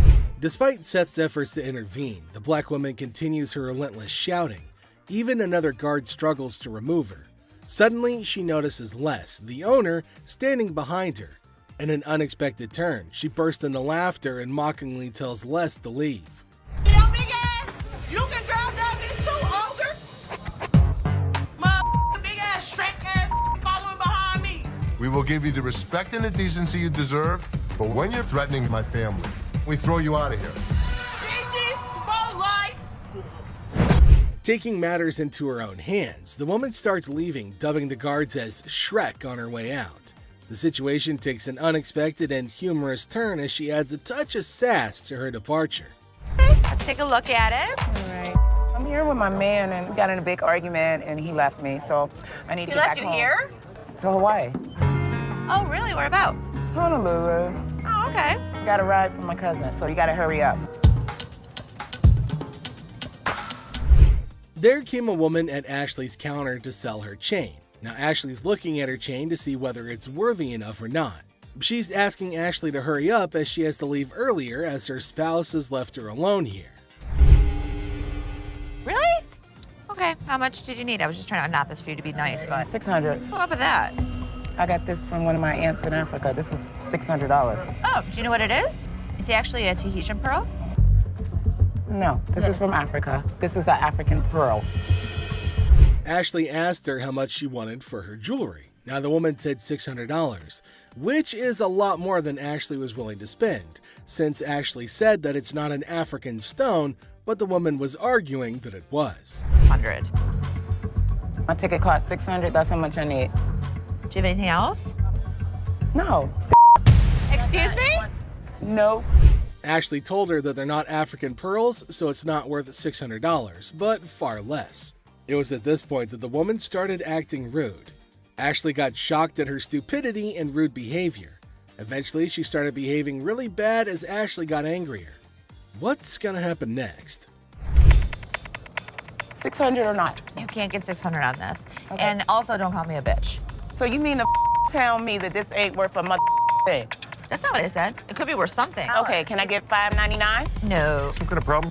Okay. Exactly. Can I get $600 or not? You can't get anything. Okay, I You get can't talk to her like this. You can't $7. Oh, I can left you now. Bitch, you don't know what I'm not leaving no place. Yes, you are. Oh, no. All right. Oh, yes, What? you are. What are you gonna do? I'll kiss my... Honey, you don't have that kind of money. All right. You. All of y'all. Bitch. If you want some help, talk to us like a human being. I'm leaving. Aloha. Who the they think they is? Them. Which then caused the more security guards to get her out of the shop. But she kept on yelling. The lady would not stop with the screaming and the shouting. Some jewelry for my daughter. Her birthday's in like 2 weeks. For sure. How old is she gonna be? She's gonna be 12. She's gonna be 12. Yep. Do you want a Kleenex? I've got allergies, man. I itch like super bad. I'm not picking it, I promise. Okay. We have a heart one that's really pretty. Can I see it? There came a man to Ashley asking for something to buy for his daughter. Now, he inferred that she's about 12 years old and he wants something interesting for her. But he's constantly picking his nose, which was making Ashley cringe. He's not stopping from doing such cryptic things, but he's constantly doing it in public. Ashley asked him to let her know if there was something he was interested in buying for his daughter. Look at it. How much you want to spend? Like 100, 150, but 75. can I touch it though? That's bull. I was charging him like $75 on this watch just to give him a deal so he didn't have to touch it with his snotty hands. Can I see the sanitizer for a second?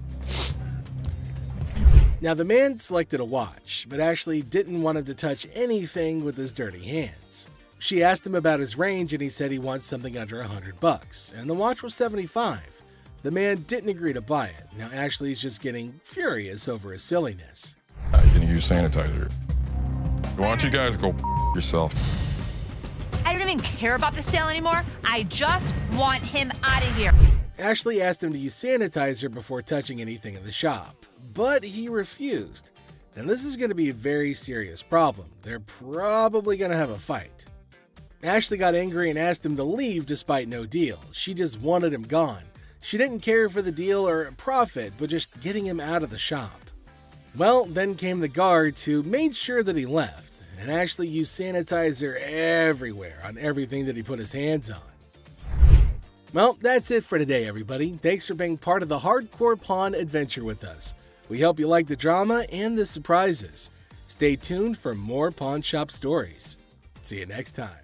Seth devises an expert method for appraising precious stones. Bob saves Les a lot of money with his knowledge of walrus reproductive parts, and Seth provides expert advice that saves a deal on an elephant part. These are the times experts saved Les gold from losing everything. Seth makes a shocking discovery on how the pawn shop is losing money. Les doesn't like it either. Both father and son know that if this keeps up, they could be out of business. Seth has done his homework and concludes that the pawn shop system needs to change. But is it worth the cost? Les certainly doesn't think so. The expert recommends a machine that could change the game. Les is still not convinced, but the old man is willing to give Seth the benefit of the doubt. World War II Japanese sword is worth a ton of money. This sword could be worth a fortune, but Rick isn't sure. He knows he's gonna need some expert advice. And the machine works. Even Les sounds impressed with the speed and accuracy of the expensive device.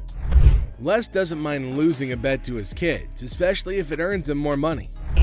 I'm here to sell my collectible Amazing Fantasies issue, and it's 24 karat gold and sterling silver, as Stan Lee's autograph as well. This is all original casing and stuff. There's only been like 1 or 2 that's been sold since like 2000. So I don't want it, because it doesn't match anything I have at our apartment. Can we talk about this woman though for a minute?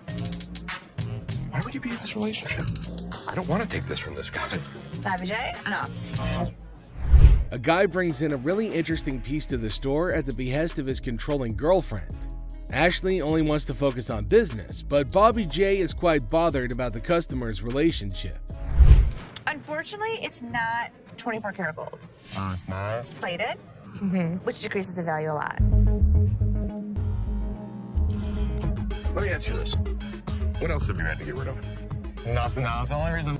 The kid's miserable. He's scared to death to say anything. We should have helped him. You can't have this. You can't do that. Would you ever do that to somebody? Can you just go over there and finish what you were doing before? I can have an opinion about something. You can, and enough's enough. Thank you.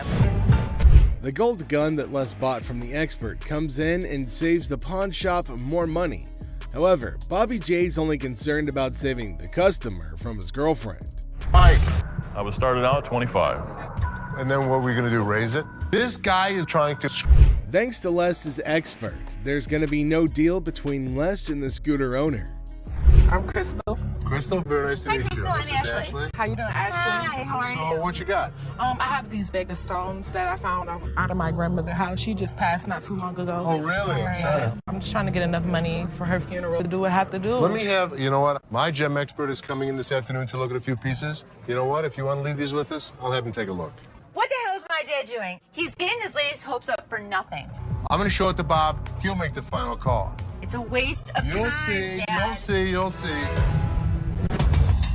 Les believes that the stones might be profitable. However, Ashley thinks it's a waste of time and that it gives the seller false hope. Who do you think is right? Earlier in the day, a woman brings in a bag of gems. And to us, they look just like crystals. But I have a gem expert, Bob. I'm going to have Bob check them out. So this woman with these stones is coming back. Okay. Do me a favor.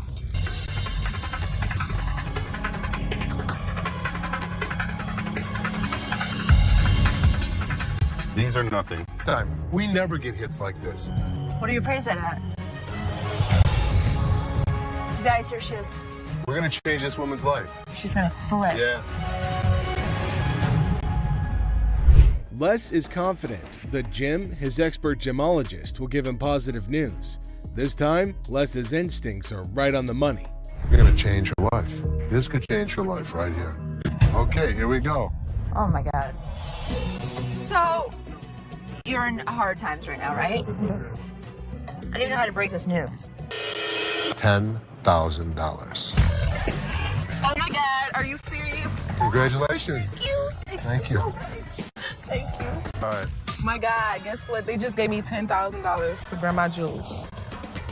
Yes, I'm so serious. I'm glad I came up here today. The woman gets more than she expected, but if Les gave her $10,000, just imagine how much he would make for the precious gem. These are walrus peni. Walrus penises. Why? I'm pretty sure I'm right in line with what you can find on the internet. $600 each for those, and $600 for them. There is no way I would take less than $500 for those apiece. Correct. Just wouldn't do it. Let me just go look. Two customers come in with some of the weirdest items you'll ever see on the show. Les has to take a second to understand what he's dealing with. Yeah, you're 100% right. How the hell did you know about that? Holy Bob, he's really proficient in anything that's hard. Yeah, I mean, this is it. My guy knows about these things. Right. Make us an offer. Thank you so much. Thanks for coming in. Bob is an expert on all sorts of things, including the reproductive parts of a male walrus, for some reason. The expert really saved Les a lot of money with his odd knowledge. Skull of an elephant. Really? It's very unusual. It's very unusual. How did you get it? My best friend had it, passed away, and I inherited this one. It's where the tusks were. I understand that. It came from Africa? Yeah, right. Well, I So- can promise you nobody's ever brought in an elephant skull, ever. That I can Little tell you. unique. How about 500? Nope. 500, I'll take it back. Throw it in my family room, even though my wife don't want it there. How about 12? How about 5,000? That's as low as I'm gonna go. It's definitely elephant season for Les, but will he be inclined to own this piece of an African elephant? Let me talk to my elephant expert. Africans are more expensive than the Asian ones. Africans are... So you don't really want to lug it back home, do you? No, I don't. So 600, 700. I believe he'll put it in his own personal collection. It'll have a decent home. You are? Thank you. 51, 2, 3, 4, 5, 6, and 7. Thank you. Thank you. Les consults with his expert, and then he uses that advice to close down a good deal for the pawn shop. Ashley, the deal expert, finds a customer with a car seat missing its base. Can Ashley make a deal, or will it turn into a funny situation? Ashley faces a funny moment. A customer wanted a Chilla scarf, but it's really just a bunny. Get ready for a wild time. So in walks this dude looking like he just stepped out of a heavy metal concert. Tattoos everywhere, face carved up like he had a disagreement with a razor blade. He's all like, "Hey, call me the devil." Seriously? Who does that? But hey, anyway, nice to meet you, Lucifer. Then he drops this bombshell. He's 2,500 years old. Seth's like, "Dude, you got me beat. Finally, someone older than my dad." But here's the kicker. He wants to swap his gold for some cash. Says money's the root of all evil. Yeah, buddy, you're really living the stereotype. 2,500 years old. Great. I finally got to meet somebody that's older than my dad. So how can I help you today? I want to get rid of this gold. Money's the root of all evil. This guy might take the cake for the weirdest guy that has ever walked through the store. How much you want? I could have gotten $650 for this stuff if I melted it down and sold it to my refinery. How about 500? Can't do it. It's $50 profit in this thing. So they're haggling. Seth offers $650, he wants $610, and they're dancing around like it's a satanic tango. But alas, the devil doesn't always get what he wants. Cue the sad violin. I guess we don't have a deal. So there Seth is, trying to make a deal with the devil, and he's all like, "I want cash for my gold," and Seth's thinking, "Sure, buddy, let me just grab my holy water." But seriously, with the negotiation, Seth offers him $650, he wants $610, and they're doing the demonic dance of the dollars. But in the end, no dice. No deal with the Prince of Darkness today, folks. Sorry, Satan. Maybe next time, bring a better pitchfork. Hi. Hi. I'm Ashley. I'm Nana. Nana. I called up here and I got an estimate price, and they told me that I could get $400 for these. You called up here and got an estimated price. Who'd you talk to? Nicole? Nicole. Over the phone? Yes, But ma'am. we don't see them over the phone. She's lying. Can I see your merchandise? You need to come in. You need to evaluate your earrings. We need to test them.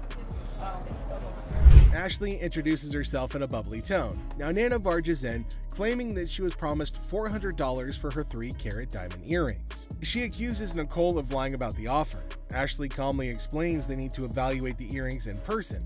Nana demands $400 but gets offered $185 instead, triggering her outrage. Where Nikki at? Nikki. Nicole. Well, which is it, Nicole or Nikki? Listen, it's real diamonds. All I know is I need my 400. All right. So what you're saying is you're not gonna give me that $400, right? No, I'm not. And you're not gonna come in here demanding money from me. Nana insists on the $400, but Ashley stands her ground. Nana's frustration peaks and she frantically searches for Nikki, accusing everybody of disrespect. Chaos ensues as Nana's volume rises, demanding her mother money. Ashley remains composed, but Nana's confusion and persistence escalate the situation. I am because that's what I called for. And they told me that they was gonna give me $400. Now where the is Nikki at? Where the is Nikki at? Nikki! What? No, Nikki! Where this bitch at? She all of a sudden darted away from me, started screaming for Nikki. It was like a bat out of hell. Where this bitch? I don't need nobody to escort me out this bitch. Oh, y'all. Okay, have a good day. And kiss my ass. Keep walking. Bye. Nana. You bitch. Oh, you mother. Give me a headache. Nana's outburst intensifies and she demands respect while causing a scene. Ashley calls for her removal, leading to a heated exchange. Nana storms out, hurling insults and leaving everybody exasperated. The encounter ends with Ashley lamenting Nana's departure, causing a headache in her wake, leaving the pawn shop in peace once again. The situation ends with some confusion and disbelief. Hi, how are you? Looking for a watch, a nice watch. Know what I'm saying? Sure. Which one? That one right there. This one? Yes, ma'am. Hey. For sure. Wow, look at this watch. Like this right here. How much is this watch right here? $75 watch. Do you want to spend more Give me or less? like a watch like 500 or something. Yeah. A Bugatti. Ashley kicks off with a casual "Hi, how are you?" diving into the deep philosophical quest for a nice no. She presents an item with the enthusiasm of a game show host, throwing in a touch of suspense. What, like this right here? Now this is, how about this right here? $75, no more. Ashley's unique charm shines through as she tries to make a deal. Let me see this one right here. This one right here. That's platinum. Yeah, I like that one. Oh, now this is real. I want to buy it. Perfect. $5.99? $5.99 plus tax. I got you. Perfect. Okay. With a bit of a theatrical touch, Ashley takes us through her thought process, pondering the value of an item priced at $599. She playfully negotiates, exclaiming, $5.99? Yeah, I got you. But with a comedic twist, she emphasizes the urgency, claiming she's about to go deaf if the deal isn't sealed. Okay, this is $599 plus tax. Hold on, wait a minute. This is worth, look at it. 2 and add 3 more zeros with it. 2,000, baby. Come on, okay. And it's worth $2,000. It's rare to find a $2 bill that got red in it. Now tell me they ain't worth $2,000. I'm about to go deaf. With a blend of sarcasm and determination, Ashley confronts a potential buyer, confidently declaring, "I've got a pile of money, so this. I get some change back." The escalating drama continues as she reveals the tax and challenges the customer to come out and make a deal. The conversation takes an unexpected turn, hinting at the item being worth more than a round neck. This is worth more than that around your neck. You understand me? You little chunky, draws-looking person. Okay. Oh, you want to ball my $2 bill up? You know what? I'm a Big Mouth is hungry. You're hilarious. Real funny, man. Y'all be killing me. I'll pawn you. Matter of fact, that $2 bill, you could out-pawn this whole stuff. With that In a grand finale, the dealer passionately argues the item's value, escalating it to a humorous threat of going deaf. Now the playful banter reaches its peak with creative insults like chunk and band try. The situation makes us wondering if this is a sales pitch or a comedy routine. Continue not to go smoothly for Ashley as she faces the wrath of an impatient customer. Despite her attempts to redirect, the customer insists on bypassing the line. Now Ashley, cornered by absurdity, attempts to salvage the situation with humor and fails miserably. Hi. How you doing? Good, how are you? This like chinchilla to you? How much did you spend? Do you remember that? That was a lot of cash, a lot of money. Okay. I didn't sell you this. You sold No. me this. Ashley faces a furious customer. The customer seeking a chilla scarf discovers that he's been bamboozled with the bunny instead of the luxurious chinchilla that he desired. Grip, it's not a handshake, it's a ton of cash. Do you have your receipt? I don't have a receipt.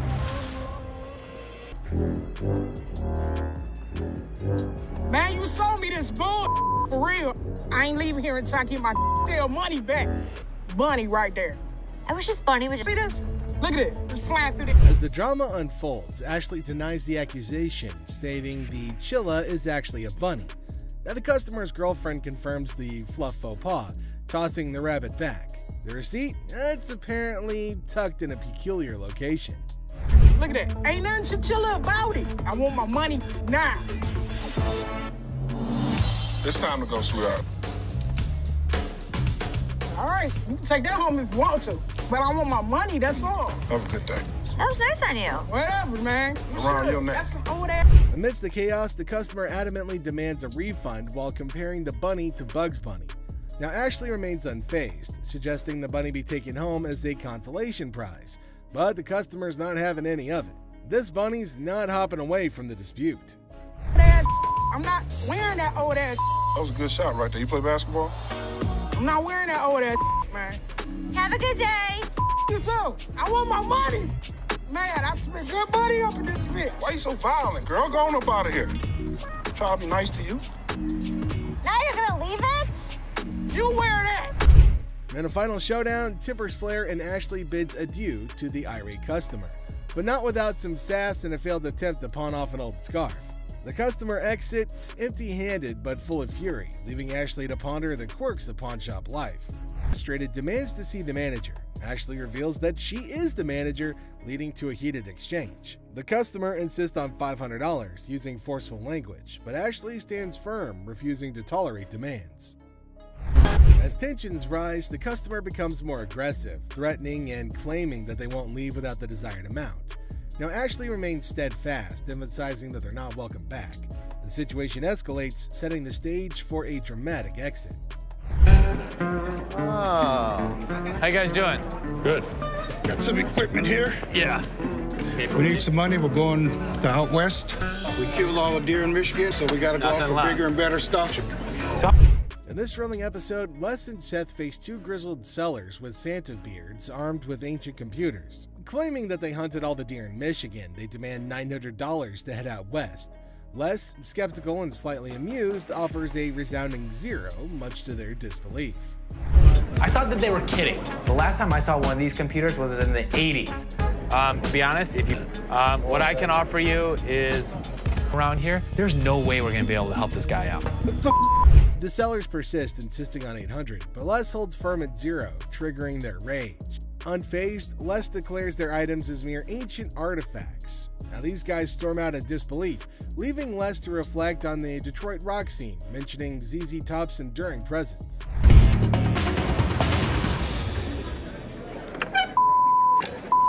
Have a good day. So much. You too. You know, I couldn't. ZZ Top is still in Detroit. Bastard. And an unexpected twist, an irate man drops and breaks an item. Tempers flare and Les kicks him out, declaring, "Get your ass out of here." Now, their retort is drowned out by Les emphasizing that they're taking care of business. Detroit's toughness showcased in a humorous security job offer. Care of business, baby. I know that's So, right. if you need security job, you come and see us. People in Detroit are tough. She showed them. Ah, you people. Wrapping up the chaos, Les confidently asserts that was taking care of business, baby. Now he cheekily invites anyone needing security in Detroit to come their way. The scene ends with Les asserting Detroit's toughness, leaving us all entertained and maybe questioning our own security needs. The seller aims high at $150, but Les offers a mere $10. The seller demands to see the manager, mistaking another employee for one. He refuses Les's crackhead price offer, leading to escalating tension. I can go $10. $10. $10, yeah. The seller refuses to budge until he gets his $150. Threats fly and Les makes Seth, the dealer, greets a man approaching with an earring emergency because his little red Corvette broke down. Classic. Seth, in awe, asks who he is, but the man's response? A mystery. Well, I guess it's time to cue the Prince theme music. Now you're just No, it makes sense. being a I am being a yeah, well, because you know. brought in a fake The truth hits hard like a guitar riff. It's an imitation earring. Seth throws some shade, calling it imitation prints. The man's defense? Priceless. Seth's patience wanes as the man's excuses fall flat. Comedy? Pure gold. Exactly. Tolerate fake items, bids farewell with a sprinkle of Prince references. The man exits, but the drama's not over yet. Seth senses some mischief brewing. As the man leaves, Seth's parting words a cheeky purple rain nod. Another day at the pawn shop, folks. Now, if you can't help me, bitch, get someone else that can. Do I need to get loud? What you do that for? Your punk ass home, bitch! Watch your punk ass home! You playing my man? Hey, where that electronics at, man? Let's see what you I ran got. out of gas in the damn parking lot. It doesn't matter how much it costs, man. I just need $150. 30. I want my $150, please. 35. I really don't need nobody. It's just gonna be me. Let's go, bro. Things get heated really quickly. Hey, nah. This man, get off me. Think I'm playing with y'all? There you go, a little bit Man, put. y'all. I want y'all to help me out, man. Turn right. I just. In this lively scene, Ashley, a pawn shop dealer, encounters a customer seeking to pawn an item. With a comical twist, the customer explains her predicament, having lost all of her money at the casino and now seeking to pawn her car seat, albeit without its base. She hilariously demands assistance, unaware of the impossibility of the situation.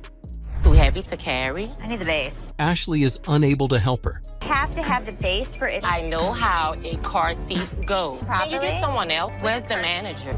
Me. Do you have a supervisor? Me. So I can't take it in pawn. You Georgia Peach looking mother. Now, if you can't help me, bitch, get someone else that can. This customer constantly, persistently pleads for help, emphasizing her dilemma.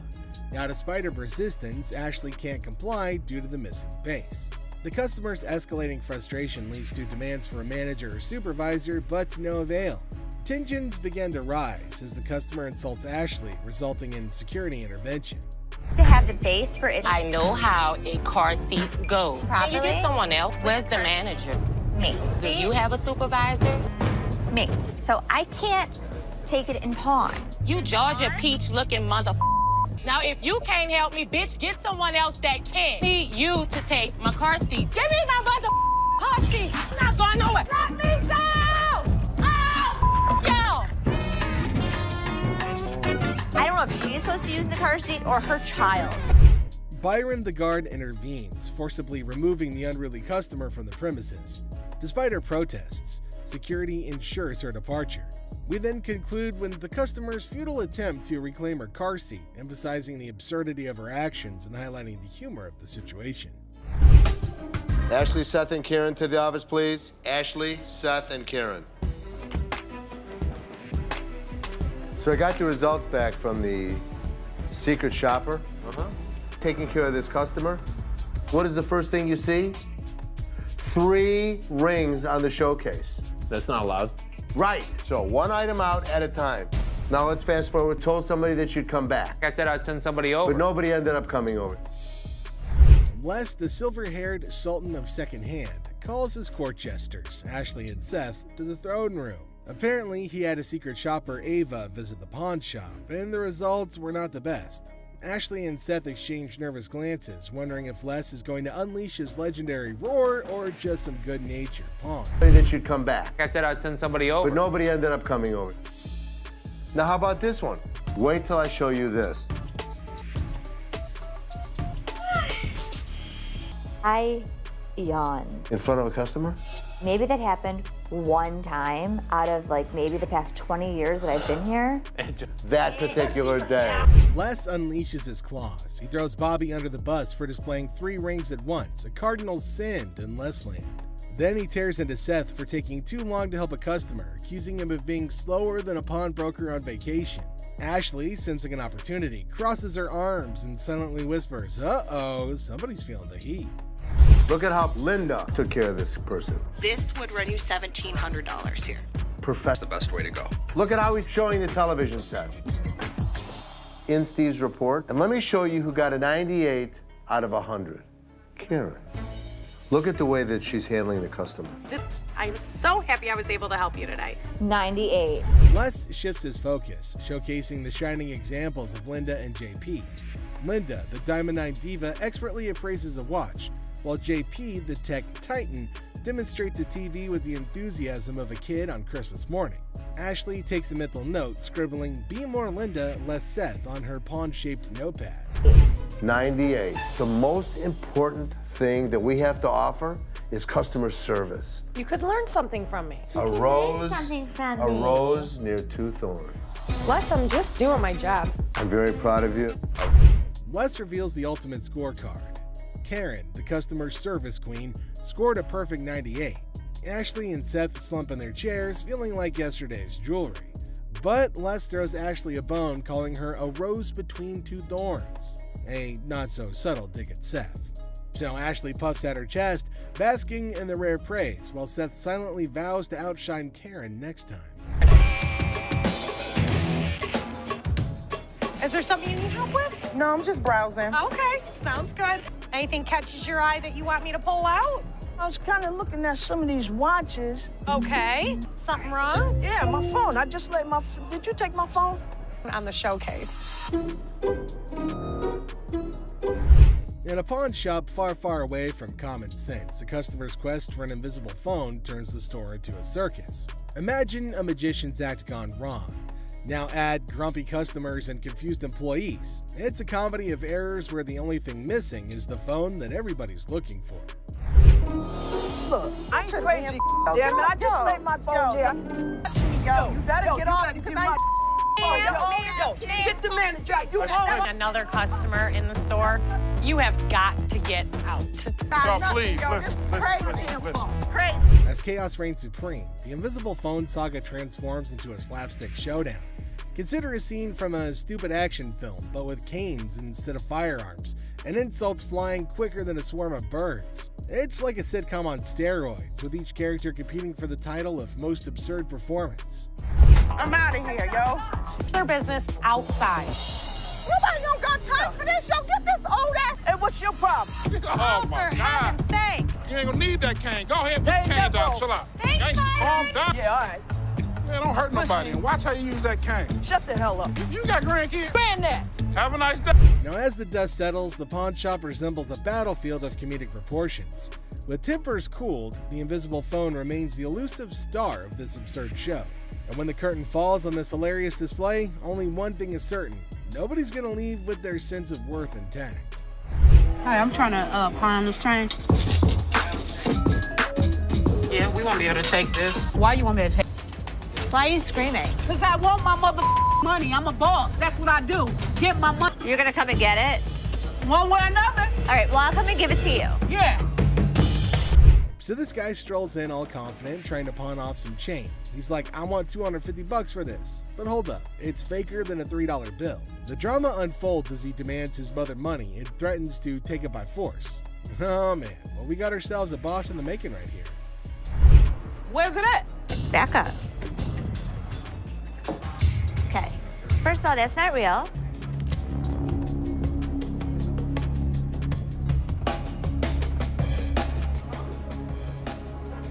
What? Do you want me to let you pawn your watch for $250? And here comes round two. The guy's still clinging onto that delusion, insisting that it's real bling. However, they're not having any of it, threatening to remove him if he doesn't turn down the volume. But at least he's willing to compromise. Now, will he finally accept reality, or is he going to keep shouting his way to nowhere? I'll take the $250. Wow. Changing a tone now. Yeah. Want to follow me this way? Thanks for helping me. Well, take a look at that. The guy finally got a soft spot and finally ready to see reason. $250? Yeah, sure. Talk about a change of tune. And with that, he's off to his next journey. Hey, how you doing? Hi, how are you? I'm all right. My girlfriend, she came up here and she got rid of my Xbox 360 and I came up here to get it back. She got rid of your Xbox? Yeah, we got into an argument and I woke up and wasn't there. So I called her and I asked her where was it at and she told me it was up here. So I just came up here to get it back. Okay, it's not just gonna give you your 360. You just need to give me my stuff. No, I don't need to do anything I don't have no ticket. Okay, you done? Y'all just need to hand me my because I'm gone. You gonna what? What y'all supposed to have some security guards or something? Y'all looking at me and He can look at whoever he wants. He's our guard here. So. Like I was saying, can I just have No. Can I just have So here's this guy, right? He waltzes into the shop like he's lost his favorite pair of socks in the laundry. Turns out his girl threw out his Xbox 360. And he's all like, I need it back. And Ashley's there, cool as a cucumber, asking for a ticket. Ticket to what? The Xbox amusement park? Classic mix-up. Another one? Well, let me just look for one that I want to grab. Okay, you go that way. I'll show you some. Wait, right Hey, what them here, 360s there, and bro? I'll sell you one for $200. No, I can grab one for free. Excuse me? Now the guy's on a mission, but Ashley's playing hardball. No ticket, no Xbox, she says. But our hero ain't having it. He's all like, just give me my stuff. Like, bro, do you even have a receipt? And then he tries some Jedi mind trick about grabbing one for free. Nice try, buddy, but this ain't a buy one, get one free sale. Oh, I got the feeling that, yeah, he really into video games because he tried to warp out of here to like another world. You know what I'm saying? Get out of here. Get the out. Now. All right, Don't ever step back. You gonna make me move? It pissed me off. I've never seen somebody run around my store like that. I've never seen somebody jump in a barrel. I've seen some crazy but never that. Then it gets wild because the guy hops into a barrel and attempts to warp out of there. Now Ashley's telling security to get him out of there, and it's an entire circus. The guy finally bolts, and Ashley's left scratching her head wondering what the heck just happened. Never a dull moment in the pawn shop. Hi, how are you? Got a little bit of a problem. Can't imagine why. My kids were playing around last night, broke my teeth. Now I have no teeth. They broke all your teeth? I had dentures. So they How'd were they playing. bring them? They flushed them down the toilet. And you want how much? About $300. $300. So I'm not gonna be able to give you $300. Two? No. See, the issue is it has to be a certain amount of weight. A woman with a smile like a jack-o'-lantern enters, claiming that her mischievous children flushed her dentures down the porcelain plunge. Now she offers a promise ring as collateral, hoping for $300 to buy replacements. Ashley politely informs her that it's more like a $10 promise, triggering a meltdown worthy of a Shakespearean tragedy. For me to pay you for the silver. Right, I understand it ain't worth all that, so what can you give me? $10 to buy it. No, I need more than $10. See, I have no teeth. Right, I go so to work I'm not tomorrow. paying you for your teeth. Okay, well, what the can you do then? The woman launches into a guilt trip that would make even Mother Teresa flinch. Now Ashley stands firm, offering a measly $10 just to get rid of the verbal hurricane. But oh no, our toothless typhoon isn't satisfied. She throws insults like confetti, calling Ashley names that would make a sailor blush. Takes one to know one, doesn't it?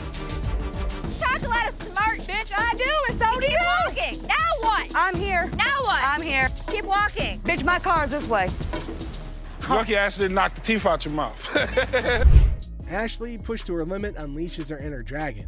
The woman, finally defeated, slinks away muttering threats. Ashley, victorious but slightly singed, sighs. One down, a million more to go. Hello. How are you? I'm fine. How are you? I like your nail polish colors. Thank you. What do we got here? A laptop? Laptop. You type in your password? What brings you in today? I just want to pound it in so I can give my sister some money. All right, I can do 150, and that's what I can do. Okay, can you do 165 or not? I can do 150. Okay, I know what, I ain't got time. Ashley greets the woman with nail polish flair. But oh boy, we got an issue. This is a laptop fiasco. Now she's trying to get cash for her sister's birthday bash, but the password's playing hide and seek. Now she's clueless, and Ashley's like, try again. But it's like asking a goldfish to play chess. Negotiations start to begin, or do they? I ain't got time for this. I'm here to help you. Okay, well, you have a really, really bad attitude. It's like you don't like your job. If you don't like your job, you shouldn't work here, sweetheart. I'm sorry, you really shouldn't. I haven't even talked. I said I could go 150. The way you treat your customers is just so disrespectful. I actually asked. It's so disrespectful. Well, I'm sorry. I told you, I can't take 150. You know what's disrespectful? Hey, learn how to talk. Learn how to talk. Learn how to talk. Have a good day. You were too silly. So are you. Don't touch my stuff. You were so silly. If you want me to... It's a bargain battle royale. Now the woman wants $165, but Ashley's all like, I'll give you $150, and it's a standoff. Then, boom, attitude explosion. The woman's throwing verbal haymakers like it's a boxing match. Ashley's like, hold up, honey, don't sass the cashier. But the woman's not backing down, even if it means storming out in a huff. I'm here to help you. Your worst mistake is to tell me off. I can take my business somewhere Are you else. a lady or are you a baby? Excuse me, sweetheart. About it. I'm running the next store. You think you're really gonna be able to handle that? I did this one. I did all the heavy lifting with him. Give him. You coming to the door like you gonna do something? But, ma'am, you need to go. You don't know me, bitch. You looking at me like you wanna do something, do something. We give folks of all kind, happy, sad. Bye. Bye. What more can we do, you know? Walk away with a smile. Talk about a grand finale, folks. The woman's on her way out, but not without some parting shots. Now she's throwing shade like it's confetti, calling everyone out like it's a reality TV showdown. But in the end, it's all smiles for Ashley and her crew as they bid adieu to the drama and welcome the next wacky adventure in the pawn shop saga. In the end, Robert storms out, swearing never to return like some kind of reality TV diva. Classic entertainment, folks. You couldn't make any of this up if you tried. You looking at mother? Get the off me. Hey, what the you look? I need my $20. $100. No, little mama, calm down. You won't believe how much this customer did when he couldn't take in the truth. Get the out of here, man. Get out of here. Why are you standing behind me? It's a bright and sunny day at the pawn shop. But hold on to your hats, because we're in for a wild ride. This cool and laid-back Albanian dude strolls in with a bunch of ancient comic books. When I say cool, I mean it. Like, look at this. Les. Ganti, how you doing? What's your name? Ganti. Genti? Yeah. Where are you from? He's got dollar signs in his eyes, thinking they're worth a fortune. But is he in for a surprise or what? Les and Ashley, the shop owners, give them their usual warm welcome. The customer proudly showcases his prized comics, claiming they're from the groovy 70s and in mint condition. He's even bold enough to demand a whopping $2,000 for the lot. What? They are shocked. How much did you want for him? I was looking around 2,000, man. $2,000? But our savvy Ashley ain't falling for it. She spots the bent corners and unimpressive preservation, grilling the customer about their sorry state. Poor fella, he's speechless. Didn't see that coming, did he? Do you see the edges? That's just one of them. Come on. No, actually, that's all. Ashley cuts straight to the chase and offers a jaw-dropping $5 for the entire stack. Yep, you heard it right. A gigantic drop from his lofty $2,000 expectation. Naturally, our customer isn't happy with the lowball and tries to haggle. But kudos to Ashley and Les. They hold their ground, eventually nudging the price up to a massive $6. Come on, you guys just work with me a little bit. Give me something, you know what I mean? 6? And that's when things go from zero to chaos.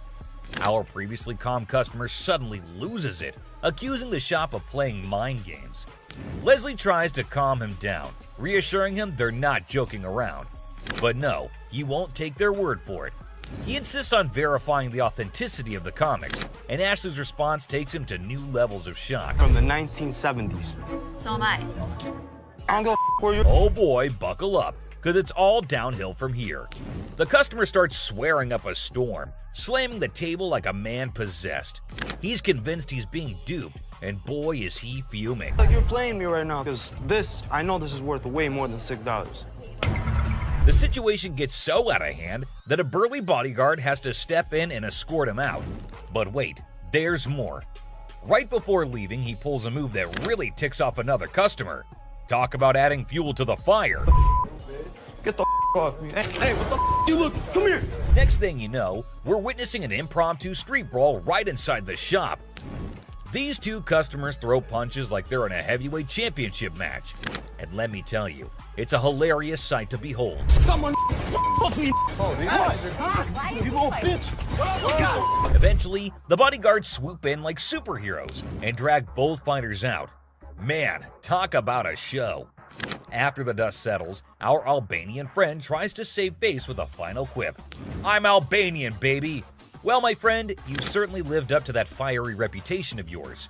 What a roller coaster of a pawn shop experience, folks. Next up, just another regular day at the pawn shop. People coming and going. Some happy, some not so much. Hold on, bro. Hold on. Let me prove my point. Now here's a guy who walks in hoping to get a loan of $100 for his gold chain. And you know what? The receptionist happily agrees. Loan approved, right? How much would you like? $100. Okay. I can do the $100. Well, hold your horses, because this is where things go haywire. This customer seems all polite and even hands over his ID for verification. But then he brings up this 20% business, as it's written on the sign right there. The receptionist is completely lost, and the customer starts explaining how he should get 20% added to the $100 loan, making it $120. With my 20%, right? What 20%, sir? The sign right here says I get 20%. But the poor receptionist has no clue what he's talking about. Politeness goes out the window, folks. The man's anger instantly flares up when he realizes the receptionist is clueless. He asks her if she's ever seen the sign in her life, and boy does he point it out right in front of the shop. Talk about intense. Sir, I don't know what you're talking about. Is you serious? Yes, sir. Ma'am, you ain't never seen the sign? Now, this angry customer won't let it go. His voice keeps getting louder, drawing everyone's attention in the shop. I'm supposed to get 20%. You said you gonna give me 100. I get 20% of 100. We see as the bodyguard's on alert, and even Seth, the boss, steps out of his office to see what the commotion is all about. The man keeps angrily repeating that he's supposed to get that 20% with $100. When the receptionist refuses to budge, he demands to see the manager. Seth steps up and asks the customer to read the sign again. He patiently explains what it actually means. At another pawn shop, bring me in the ticket, and when you take it out of that pawn shop, I'll give you 20. But does our furious customer listen? No way. He's sticking to his guns, dead set on his demands. He even goes back and snatches the sign to show it to the receptionist and Seth. You can practically feel the tension, folks. If Seth wasn't behind that glass, this guy might have thrown a punch. Clearly, he's not thinking straight. That's when the bodyguard steps in and takes the sign away from him. Hey, straight up. My man, let this go. Let this go. 20%. The angry customer doesn't even give Seth a chance to explain. Oh boy, talk about rage blinding a person. This irate customer keeps shouting in the shop, demanding his 20%, hoping someone will back him up. Sir. Why? Well, because you're false advertising. I guess you think I can. You're not letting. But here's where things escalate. This customer challenges Seth to step out of his glass office and face him like a man. Whoa, the temperature's rising in here. But Seth's having none of it. He tells him to get out since he's causing a ruckus. And you know what happens next? He gets escorted out by the bodyguard. And get this, he tries to take the sign with him. I'm getting something out this, bro. You down for this time, my man. I'm chase you down. Gotta admit, that's a bit hilarious. But the bodyguard quickly snatches it back, and the customer keeps cursing as he leaves the shop. But wait, there's more. To show his anger, this guy grabs a harmless plant and throws it on the ground. $20 worth right there, bitches. Oh, man. What did the plant do to him? Seriously, what did the plant ever do to you, man? And off he angrily storms away. It's never a dull day around here, is it? This next lady has real poor luck, but it does not excuse her behavior. Wait, man. The door's right there. Have a good day. What, you got a big dude? You think you hot? So this lady storms into the store demanding her stuff back, which happens to be just 2 TVs. The receptionist asks her for some ID and tickets as proof, but this lady is completely clueless. I need your ID or the tickets. My what? She doesn't have any of those things, and here comes the shocker. Her boyfriend pawned off her belongings. Can you believe it? Now she wants them back, and it's a pretty messed up situation to be honest. She explains to the receptionist that she can't provide the required documents because her no-good boyfriend isn't even around anymore. He left her high and dry. Ouch, that's gotta hurt. Now Ashley, who overhears the whole thing, initially sympathizes with this poor girl. But hold up, that sympathy doesn't last for long, and for good reason. I feel terrible for her, but I can't help her without her ticket. This customer suddenly loses her mind, like all the anger in the world has consumed her. And guess what she does next? Brace yourselves, people. She starts yelling and banging on the glass window, demanding her precious TV. Seriously, that's not how you get things done. Even if someone is trying to help you, no one will tolerate that kind of behavior. Ashley, understandably furious, tells her to back off. The situation gets so heated that Ashley has to step out of the room to confront this unruly customer. And guess what? This lady has the audacity to threaten Ashley. Well, Ashley isn't one to back down, so she tells her to get the heck out of the shop. This customer is beyond crazy, I tell you. It seems like she had a truckload of problems even before she set foot in the store. What? I dare you. Now, the bodyguard steps in to escort her out. But oh boy, this girl goes on a rampage. She knocks over everything in her path, completely enraged. Come on, girl, you seriously need to chill out. Finally, they manage to get her out of the shop, but you won't believe what happens next. Unlike the previous guy who threw a plant, this woman tries not once, not twice, but 3 freaking times to break back into the store. I mean, seriously, woman, get a grip on yourself. This is just embarrassing for everyone involved. But damn it, we're not your local psychologist neither. Even the bodyguard has had enough at this point, and he can only imagine what kind of crazy exchange must have taken place. Man, oh man, what a wild scene that must have been. This next guy is the most polite guy you'll see, but things take an interesting turn. I'm trying to help you solve your issue. What you mean? Well, folks, let me tell you about this wild encounter that went down, starting with a seemingly innocent greeting. Hey, how are you? I'm good, how are you? Well, actually, I'm not doing so good. Little did anyone know, trouble was brewing. You see, this poor customer was feeling down because his dear grandma had passed away. He needed to sell something urgently to scrape together enough cash to cover his rent. Now that's a tough spot to be in, right? Enter Ashley, a real gem of a person. She genuinely empathized with this guy and offered a helping hand. So the dude decides to sell his late grandma's ring, thinking it's made of real gold and worth a fortune. Ashley, being the responsible gal she is, takes a good look at the ring to verify its authenticity. And guess what? It's not the real deal, folks. It's as fake as a knockoff Rolex. 300. Okay. Do you have anything? Naturally, Ashley breaks the news to the guy and asks if he's got anything else to pawn instead. But this fella, he ain't buying it. He's convinced that Ashley's got it all wrong, and he wasted his precious time chatting with her. Well, hold your horses, buddy. Ashley calmly reassures him that his time wasn't wasted and suggested he could pawn his TV instead. But oh boy, this suggestion hit a nerve. He starts acting all weird and uncooperative, throwing a tantrum. TV. You can pawn your TV. What the I look like? Now, here's where things get intense. Ashley's just trying her darn best to help this guy out, but he's not having it. He demands his ring back and starts searching for someone else to deal with. I'm trying to do whatever I can to help him. This not making no sense. And when Ashley tries to explain that she's simply doing her job to lend a hand, it's like a switch flip inside this guy's head. He goes ballistic, questioning Ashley's every move and acting all erratic. It's honestly a bit scary, folks. Believe it or not, this fella has the audacity to tell Ashley to lower her voice, even though he's the one causing all the ruckus. Talk about pushing boundaries. He even has the nerve to put his hand on her face trying to belittle her. And get this, he's not even listening. Lower your voice. Lower your voice. Lower your voice. Lower your voice. He's busy with his threats, making Ashley's job even harder. But our girl Ashley, bless her heart, stands her ground like a champ. But wait for it, folks. Here comes the jaw-dropping twist. Out of nowhere, a hero emerges. My face. Don't put your finger in my face. Bam! This mysterious stranger slams our angry customer to the ground, WWE style. Can you believe it? And that's not all, folks. This hero then grabs the unruly fella and drags him out of the place. Because guess what? The dude still won't quit. On the ground. On the ground. On the ground, mother. He keeps up with his nonsense, making threats and vowing to return for more. Seriously, what on earth did Ashley ever do to deserve this kind of treatment? It's downright mind-boggling, folks. Well, the last person on this list is no less than any other irrational person than earlier. If the item was worth the money, I would give her money, but he was a loudmouth. It's just another ordinary day at the shop when this woman walks in, hoping to make some quick cash by selling her jewelry. Pretty common scenario, right? How you doing? I'm good. Trying to find this here. Well, here's the twist. It's also quite common for people to claim that their jewelry is real, when in fact, it's not.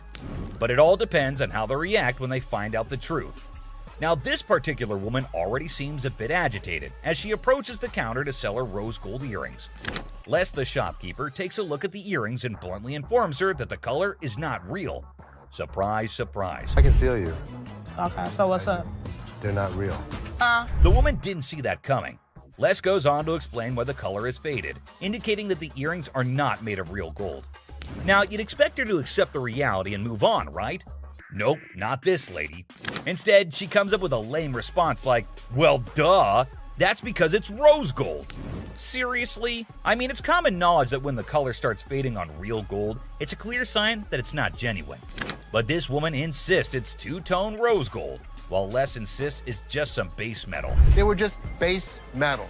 It's not gold. Base metal is going to turn colors when you put chemicals on it. Come on, lady, listen to the expert here instead of getting all rude. The fact is, base metal changes colors, not real gold. It's pretty clear that this woman just wants some money and has the audacity to demand $200 for those earrings. And as if being rude wasn't enough, she starts hurling abuse at poor Les. That real rose gold earrings, man, I need $200 right now. What the is the... Talk about being confused and disrespected. I can't blame Les for not taking that kind of nonsense. So the bodyguard steps in to escort the woman out of the shop. But guess what? She keeps insisting that she wants her money and even asks the bodyguard to check the earrings again. Seriously, lady, drop it already. Here's the funny part, and you'll never guess what Les did next. Yeah. You want me to wrap these up? Yes, he did that. I mean, why bother with someone who refuses to listen, right? Eventually, the woman is escorted out by Les and the bodyguard. But she doesn't give up that easily. She actually tries to break into the shop not once, not twice, but 3 times. I can't help but feel secondhand embarrassment for her. It's like witnessing pure insanity. Oh, no. Okay, clear. He's out. In conclusion, this woman's behavior was out of line. Instead of accepting the truth and moving on, she chose to be rude, abusive, and persistent. It's a good thing Les and the bodyguard stood their ground and didn't let her disrupt the shop. Let's hope she learns a lesson from this and thinks twice before causing such a scene in the future. My dad truly believed that this glass could be something. Space for years. And you never know what surprises will walk through that door. Today we've got Seth bringing in something that's blowing everyone's mind, and boy is he in for a shock.